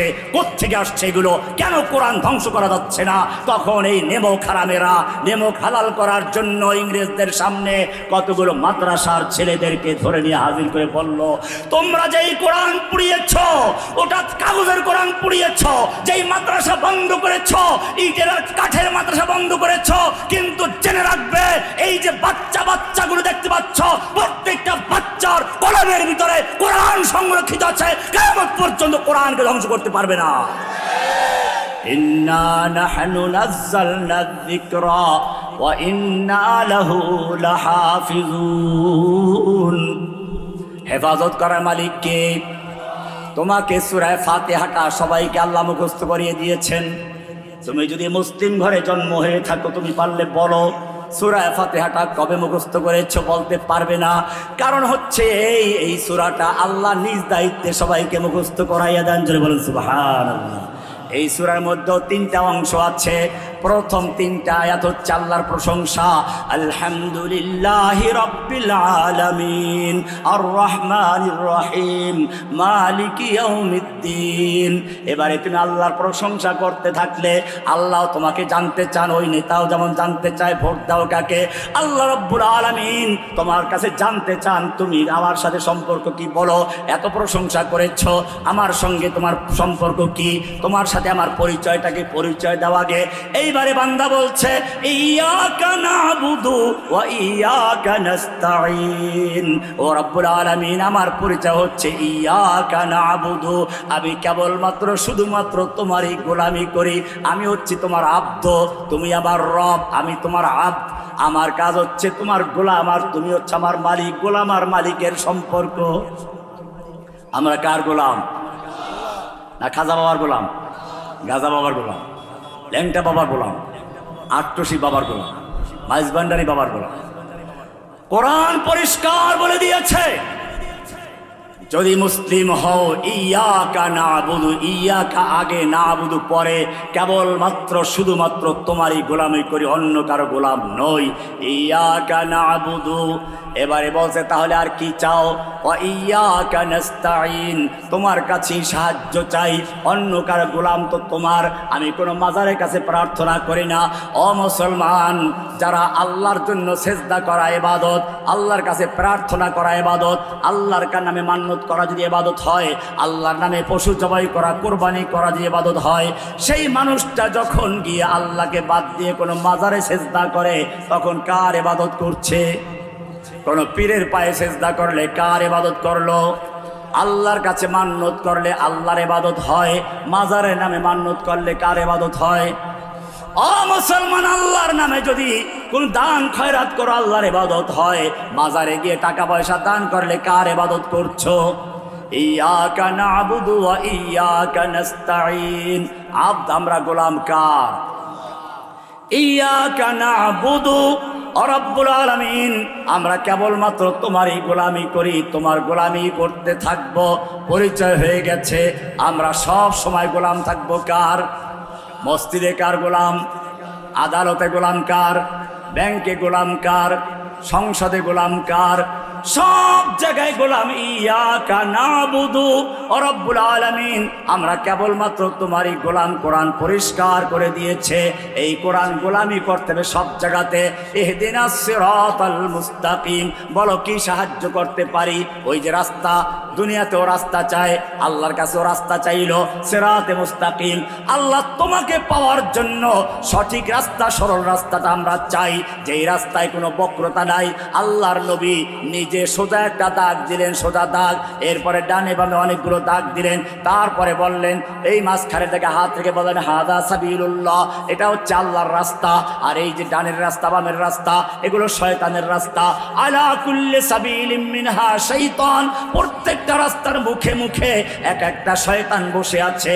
যখনই কোনো ব্যক্তি সিরাতে মুস্তাকিমে চলতে চায়, তখনই ওই শয়তান বলে এই রাস্তায় ঢোকো, ওই রাস্তায় ঢোকো, এক এক রাস্তায় ঢুকিয়ে দিতে চায়। ও মুসলমান, ভালো করে জেনে রাখো, আল্লাহ রাব্বুল আলামিন এই কোরআন দিয়েছেন কোরআন দিয়ে শাসন করার জন্য, কোরআনের রাজ কায়েম করার জন্য। নবী এই কোরআনকে প্রতিষ্ঠা করার জন্য কাজ করেছেন। তোমার চেয়ে তোমার নবীর রক্ত অনেক মূল্যবান ছিল, তোমার চেয়ে তোমার নবীর চেহারা অনেক সুন্দর ছিল, তোমার চেয়ে তোমার নবীর তাহাজ্জুদ অনেক বেশি ছিল। কোরআনকে জিজ্ঞেস করো, আল্লাহর নবী যখন আল্লাহর নবীর সামনে কেউ জোরে কথা বলছে, সঙ্গে সঙ্গে ওহী নাযিল হয়ে গেছে, ইয়া আইয়ুহাল্লাযীনা আমানু লা তারফাউ আসওয়াতাকুম ফাওকা সাওতিন নবী, হে ঈমানদারগণ খবরদার, নবীর আওয়াজের চেয়ে জোরে আওয়াজ করে কথা বলবি না। এমনটা যদি করিস, আন তাহবাতা আমালুকুম, তোদের জীবনের সমস্ত আমল বরবাদ হয়ে যাবে, টের পাবি না।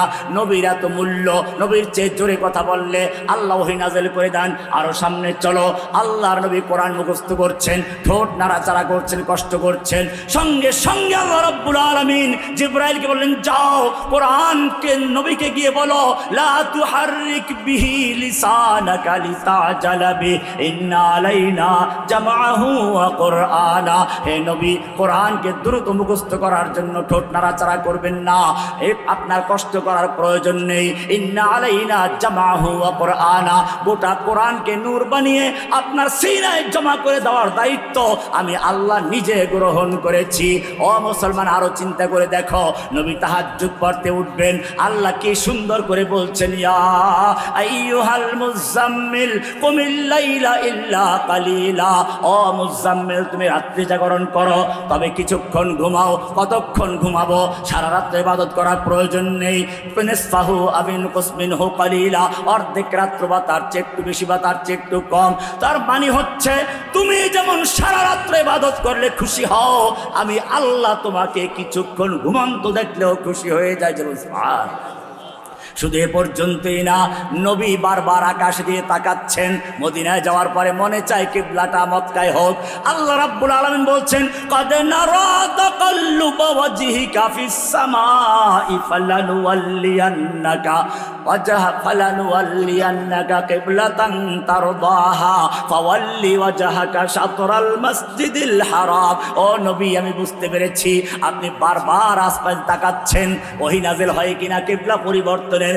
জান, আপনাকে আমি সন্তুষ্ট করলাম। ওয়ালা সাউফা ইউতিকা রাব্বুকা ফাতারদা। আপনি কষ্ট পেয়েছেন, আপনার স্ত্রী মারা গেছে, আপনার চাচাও মারা গেছে, এখন আর কথা বলার মতো কেউ নেই, মক্কা অসহায় হয়ে পড়েছেন।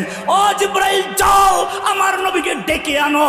আল্লাহর নবী এখন তার খাদিজার মতো স্ত্রী মারা গেছে, আবু তালেবের মতো চাচাটাও মারা গেছে একই বছরে। এখন গল্প করার কেউ নেই, কথা বলার কেউ নেই, যাও ডেকে নিয়ে আসো। আমি তার সঙ্গে সরাসরি কথা বলছি। সুবহানাল্লাযী আসরা বিআবদিহি লাইলাম রামে ইলাল মাসজিদিল আকসা। ডেকে নিয়ে গেলেন আল্লাহর কাছে। কত কাছে গেছেন? সুম্মা দানা ফাতাদাল্লা ফাকানা কাবা কাউসাইনি আও আদনা ফাআওহা ইলা আবদিহি মা আওহা। নবীকে কেউ বলছে, মিথ্যা বলছেন না। মা ইয়ান্তিকু আনিল হাওয়া ইন হুয়া ইল্লা ওয়াহয়ু ইউহা।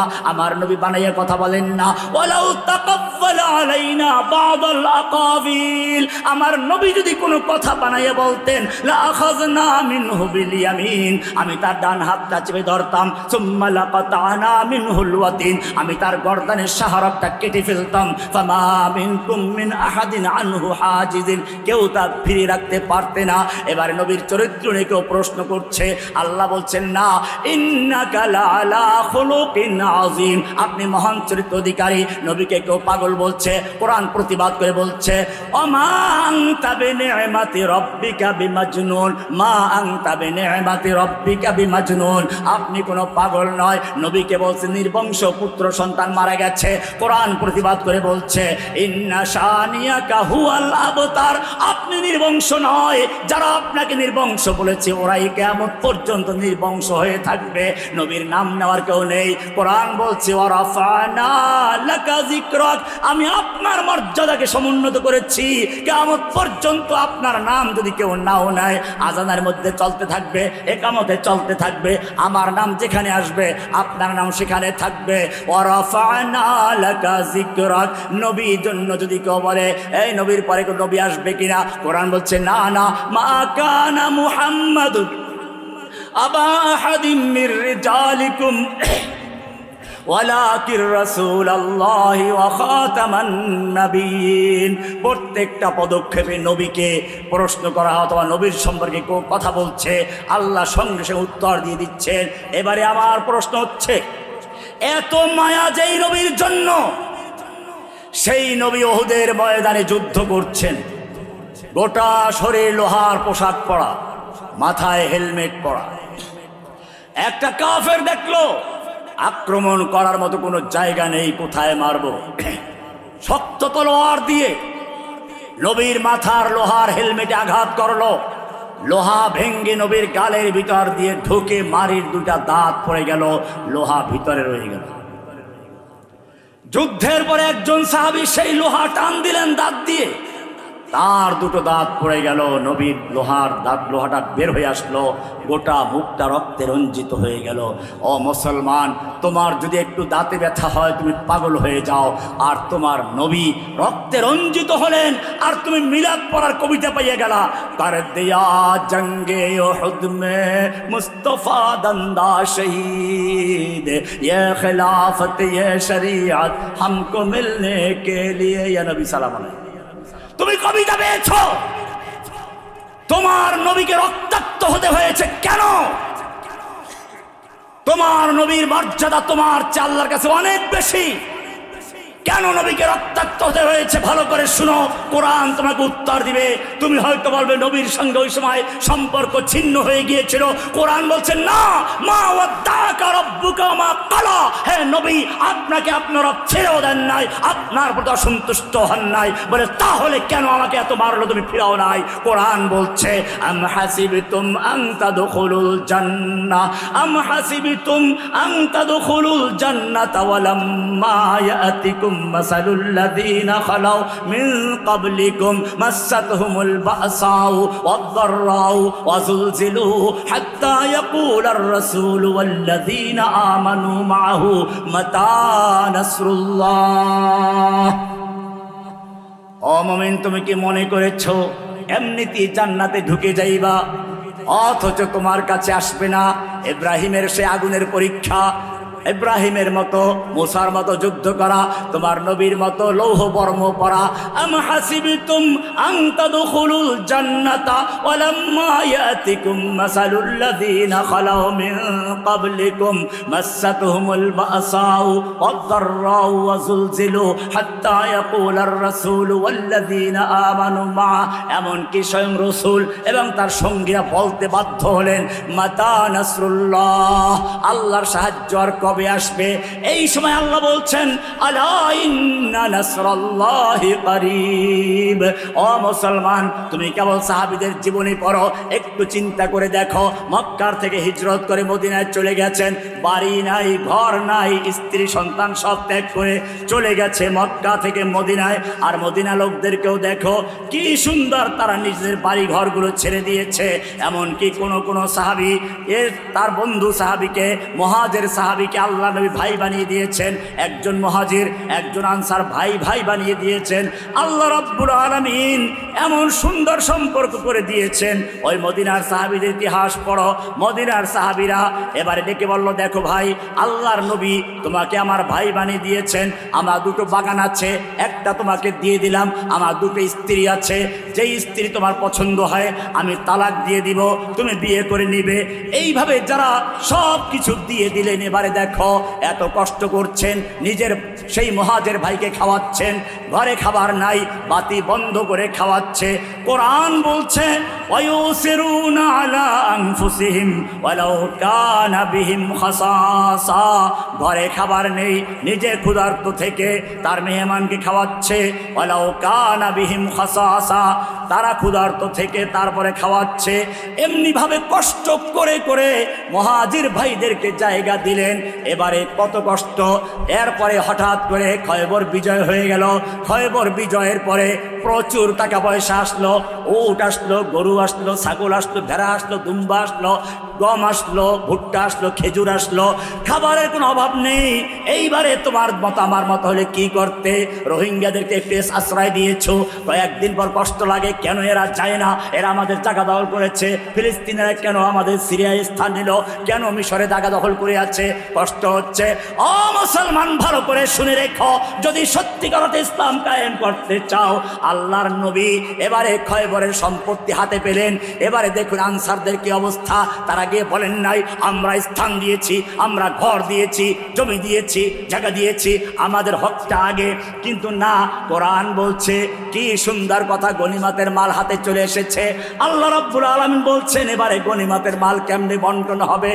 মা আফা আল্লাহু আলা রাসূলিহি, মা আফা আল্লাহু আলা রাসূলিহি মিন আহলিল কুরা, ওই যে আহলুল কুরা খয়বরের জমি যা মুসলমানদের হাতে এসেছে আল্লাহ নিজে ভাগ করে দিচ্ছেন। ফালিল্লাহি, এক নাম্বার হচ্ছে আল্লাহর। আল্লাহর অংশ বলতে কি বুঝায় বিস্তারিত আপনার কিতাব থেকে দেখে নেবেন।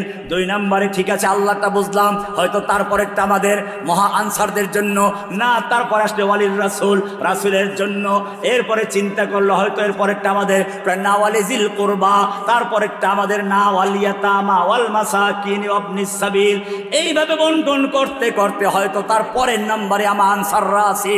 আল্লাহ বলছেন না, এখনো তোমাদের নাম্বার আসে নাই। এবারে বলছেন লিল ফুকারাইল মুহাজিরিন আল্লাযীনা উখরিজু মিন দিয়ারিহিম ওয়া আমওয়ালিহিম ইয়াবতাগুনা ফাদলাম মিনাল্লাহি ওয়া রিদওয়ানাহু ওয়া ইয়ানসুরুনাল্লাহা ওয়া রাসূলাহু উলাইকা হুমুস সাদিকুন।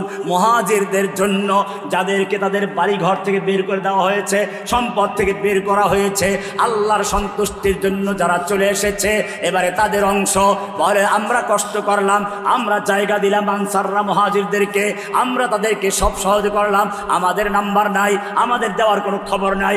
আল্লাহ এইবারে তাদের চরিত্রটা কি সুন্দর করে তুলে ধরেছেন, মনের ভিতরে কষ্ট আসে না।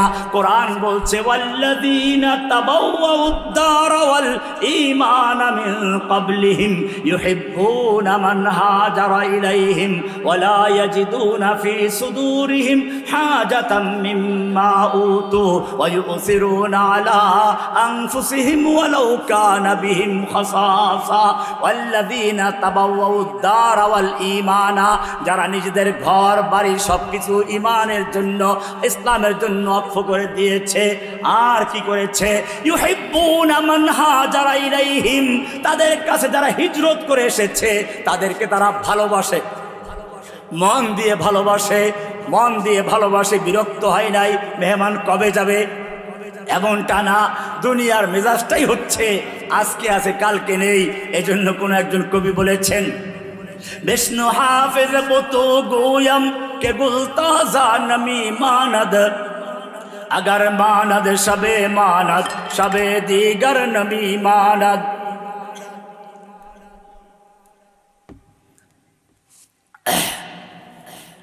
আল্লাহ রাব্বুল আলামিন আনসারদের সম্পর্কে কি সুন্দর কথা বলেছেন, খেয়াল করুন। ইউহিব্বুনা মান হাজারা ইলাইহিম, তাদের কাছে যারা হিজরত করে এসেছে তাদেরকে তারা ভালোবাসে, অন্তর দিয়ে মোহাব্বত করে, বিরক্ত হয় নাই। ওয়ালা ইয়াজিদুনা ফি সুদুরিহিম হাজাতাম মিম্মা উতু, অন্তরের যিনি মালিক তিনি সার্টিফাই করছেন তাদের অন্তরের মধ্যে কোনো রকম সংকীর্ণতা নাই, কোনো রকমের ঈর্ষা নাই, কোনো রকমের বিরক্তি নাই। ওয়া ইউসিরুনা আলা আনফুসিহিম, তারা নিজের উপর অন্যকে প্রাধান্য দেয়। ওয়ালাউ কানা বিহিম খাসাসা, যদিও তারা নিজেরা ক্ষুধার্ত থাকে। ওয়ামাইয়ুকা শুহা নাফসিহি, যাদের মনের ভিতরে কোনো কৃপণতা নাই, মনের ভিতরে কোনো রকম এরকম সংকীর্ণতা নাই, কোনো কৃপণতা নাই, মালের প্রতি লোভ নাই। আল্লাহ বলছেন, আনসারদের কথা বলছেন, ওয়ামাইয়ুকা শুহা নাফসিহি ফাউলাইকা হুমুল মুফলিহুন, তারাই হচ্ছে সফল কাম। এইরকম ভাবে নিজের উপর অন্যকে প্রাধান্য দেওয়ার মতো একদল লোক তৈরি করেছিলেন। সেজন্য মনে রাখতে হবে, আল্লাহর জমিনে যদি আল্লাহর দ্বীন কায়েম করতে হয় আমাদের দুইটা কাজ। একটা হচ্ছে এই অন্তরের ভিতরে একটা মাত্র ঈমান ও তাওহীদ কি থাকতে হবে, তাওহীদ। আর দুই নাম্বার হচ্ছে লোহা, সূরা আছে লোহার প্রস্তুতি নেওয়া। কোরআন বলতে সূরায়ে তওবার 60 নম্বর আয়াতে লোহা দিয়েছি তোমাদেরকে। কেন? ওই যে বলছিলাম সূরায়ে হাদীদের 25 নম্বর আয়াতে, বারে সেখানে যান, সেখানে বলছিলাম প্রথম নাম্বার কাজ ছিল লাকাদ আরসালনা রুসুলানা বিল বাইয়িনাত, আমি রসুলদেরকে প্রেরণ করেছি, বাইয়িনাত দিয়েছি, কিতাব দিয়েছি। লিয়াকুমান নাসু বিল মিজানা, কিতাব দিয়েছি, মিজান দিয়েছি। লিয়াকুমান নাসু বিল কিসতে, মানুষের মধ্যে ইনসাফ প্রতিষ্ঠা করার জন্য, ন্যায় প্রতিষ্ঠা করার জন্য। কিন্তু জেনে রাখবে এই কিতাব দিয়ে সবাইকে সোজা করা যাবে না। এটা এরকম যেমন আপনার হাতে একটা ফোসকা পড়েছে, ফোসকা, আপনি ডাক্তারের কাছে গেলেন, ডাক্তার প্রথমে মলম দিল, 1 সপ্তাহ ব্যবহার করে দেখো কি হয়। 1 সপ্তাহ পরে গেলেন, বললেন না কোনো কিছু হয় নাই, ডাক্তার আবার দিলেন অ্যান্টিবায়োটিক, 1 মাস ব্যবহার করো। 1 মাস ব্যবহার করে গেলেন, কিছুই হয় নাই। এইবারে ডাক্তার ল্যাবে পাঠালো, পরীক্ষাগারে পাঠালো, পরীক্ষা করে দেখলো ক্যান্সার হয়ে গেছে। এবারে ডাক্তার বলল দুঃসংবাদ, এখন তোমার এই ক্যান্সারওয়ালা হাত কেটে ফেলতে হবে, এটার জন্য আমাকে 5 লক্ষ টাকা দিতে হবে, যাও। লোকটা বাড়ি গেল, গরু বিক্রি করলো, জমি বিক্রি করলো, 5 লক্ষ টাকা এনে ডাক্তারকে দিল। কেন দিল? হাত কাটার জন্য। মৌলভী সাহেবকে দোয়াও চাইলো হাত কাটার জন্য। ও মুসলমান, এইবারে ডাক্তার টাকা হাতে পাইল, লোকটাকে অপারেশন রুমে নিয়ে গেল, হাতটা কেটে বিচ্ছিন্ন করে ফেললো।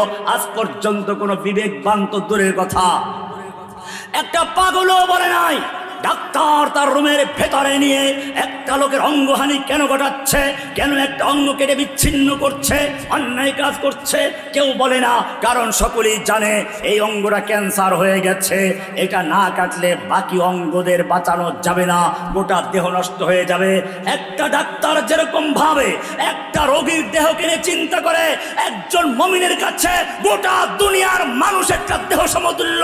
এইখানে যদি কোনো ক্যান্সার হয়, ইসলাম বলে ওই ক্যান্সার কোরআন দিয়ে, মলম দিয়ে, অ্যান্টিবায়োটিক যদি কাজ না হয়, তাহলে তোমাদের জন্য এবারে অপারেশন করার জন্য লোহা নাযিল করেছি। ওয়ানজালনাল হাদিদা ফীহি বাসুন শাদীদ, আমি লোহা নাযিল করেছি যার মধ্যে আছে প্রচন্ড ক্ষমতা। কিসের প্রচন্ড ক্ষমতা?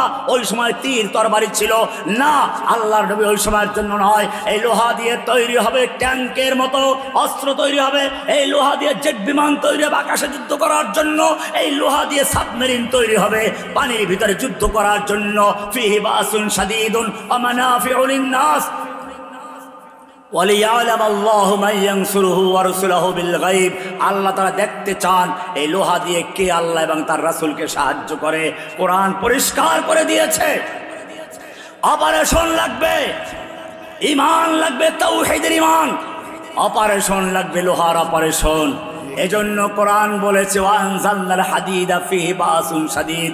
কোরআন বলছে প্রশিক্ষণ নিতে হবে, তবে জেনে রাখবে, পরিষ্কার বলি, উল্টা পাল্টা করার জন্য নয়। এই খুচরা খুচরা কোনো দল করে এখানে পটকাবাজি করবা, ওখানে পটকাবাজি করবে, আর আমাদের বদনাম হবে। খবরদার, আমরা পরিষ্কার করে দিচ্ছি, এই লোহা ব্যবহার হবে একটা সুপরিকল্পিত হবে দেশের জন্য, ইসলামের জন্য। আমি সেজন্য বলবো, শুধু আমাদের নয়, বাংলাদেশের সেনাবাহিনী, বাংলাদেশের পুলিশ বাহিনীকেও এই লোহার আবিষ্কার করতে হবে, অস্ত্র তৈরি শিখতে হবে। ইসরায়েল অস্ত্র তৈরি করেছে, তোমরা জেনে রাখো, পাকিস্তান যেদিন পারমাণবিক বোমা তৈরি করেছে সেদিন ইন্ডিয়ার মাথা নত হয়ে গেছে। পাওয়ার লাগবে, পাওয়ার। কোরআন বলছে ওয়াইদু লাহুম মাসতাতাতুম মিন কুওয়া, পাওয়ার অর্জন করো, কুওয়াত অর্জন করো, শক্তি অর্জন করো। শক্তি যদি থাকে, রাস্তা দিয়ে হাঁটলেও মানুষ ফাঁকা হয়ে যায়। শক্তি নাই, তুমি 70 বছর ধরে ফিলিস্তিনে চিল্লাচ্ছ, আর যুগ যুগ ধরে কাশ্মীরে চিল্লাচ্ছ, আর যুগ যুগ ধরে তুমি আরাকানে চিল্লাচ্ছ, তোমার শক্তি নেই, তোমার কথা কেউ শোনে না। যদি আজকে বাংলাদেশের কাছে অস্ত্র থাকতো, যদি আজকে আরব মুসলিমদের কাছে অস্ত্র থাকতো, বোমা থাকতো, পারমাণবিক বোমা থাকতো, দুনিয়ার মুসলিম, তাদের দুনিয়ার কাফের মুশরিকরা তাদের ভয়ে থরথর করে কাঁপতো। অথচ কোরআন বলেছে ওয়াইদু লাহুম মাসতাতাতুম মিন কুওয়া ওয়া মির রিবাতিল খাইল, ওয়াশারহি প্রস্তুত করো, তুরহিবুনা বিহি আদুওয়াল্লাহি ওয়া আদুওয়াকুম, যার মাধ্যমে তোমরা তোমাদের দুশমনকে ভয় দেখাবে, আল্লাহর দুশমনকে ভীত সন্ত্রস্ত করে রাখবে। এই লোহার প্রস্তুত লাগবে কেন? কোরআন বলছে তোমাদেরকে লাগবে। কেন লাগবে? চতুর্দিকে মুসলিম নির্যাতিত হচ্ছে, ফিলিস্তিনে, কাশ্মীরে, আরাকানে, সব জায়গায় মুসলিম নির্যাতনের খবর আসছে। অথচ তোমরা তো তাদের সন্তান। রাজা দাহিরের কারাগারে 2টা মাত্র বোনকে নির্যাতন করা হচ্ছিল। হাজ্জাজ ইবনে ইউসুফ তার 16 বছরের যুবক মুহাম্মদ বিন কাসিমকে পাঠিয়ে দিল। ও মুসলমান, আজকে চতুর্দিক থেকে আহ্বান আসছে, ওয়া লাকুম লা তুকাতিলুনা ফি সাবিলিল্লাহ। ও যুবকেরা, তোমাদের কি হলো? তোমরা লড়াই করছো না, যুদ্ধ করছো না। আল মুস্তাদাফিনা মিনার রিজাল, অথচ অসহায় নারী, পুরুষ, শিশুরা ফরিয়াদ করে বলছে রব্বানা আখরিজনা মিন হাযিহিল কারিয়াতিজ যালিমি আহলুহা। ও আমাদের রব, তুমি আমাদেরকে জালিম অধ্যুষিত জনপদ থেকে রক্ষা করো, জালিমদের হাত থেকে বাঁচাও, আখরিজনা উদ্ধার করো, আমাদেরকে বের করে নাও মিন হাযিহিল কারিয়াতিজ যালিমি আহলুহা, জালিম অধ্যুষিত জনপদ থেকে। ওয়াজআলনা মিন লাদুনকা ওয়ালিয়া, আমাদেরকে উদ্ধার করার জন্য তোমার পক্ষ থেকে নেতা পাঠাও। ওয়াজআলনা মিন লাদুনকা নাসীরা, সাহায্যকারী পাঠাও। ও যুবকেরা, এই আহ্বান চতুর্দিকে আসছে। আল্লাহর আহ্বানে সাড়া দিয়ে, প্রয়োজনে বুকের তাজা রক্ত দিয়ে ময়দানে ঝাঁপিয়ে পড়ার জন্য কে কে তৈরি আছো?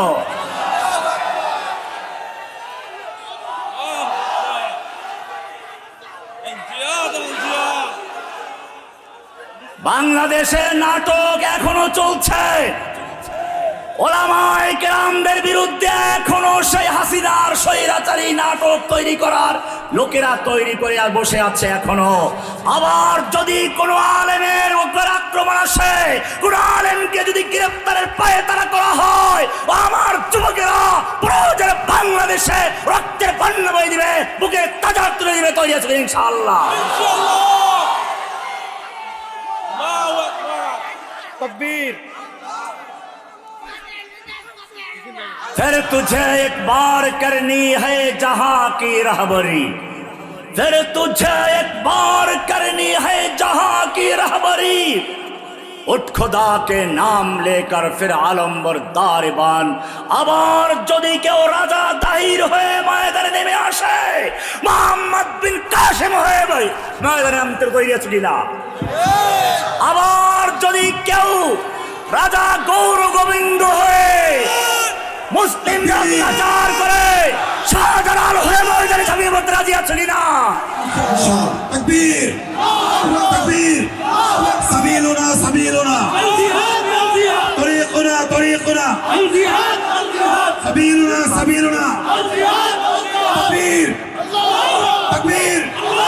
तेरा मेरा रिश्ता क्या, तेरा मेरा रिश्ता क्या, दिल्ली ना ढाका, दिल्ली ना ढाका, এই দাসত্ব না রাজত্ব, এই গোলামি না আজাদি, গোলামি না আজাদি, গোলামি না আজাদি।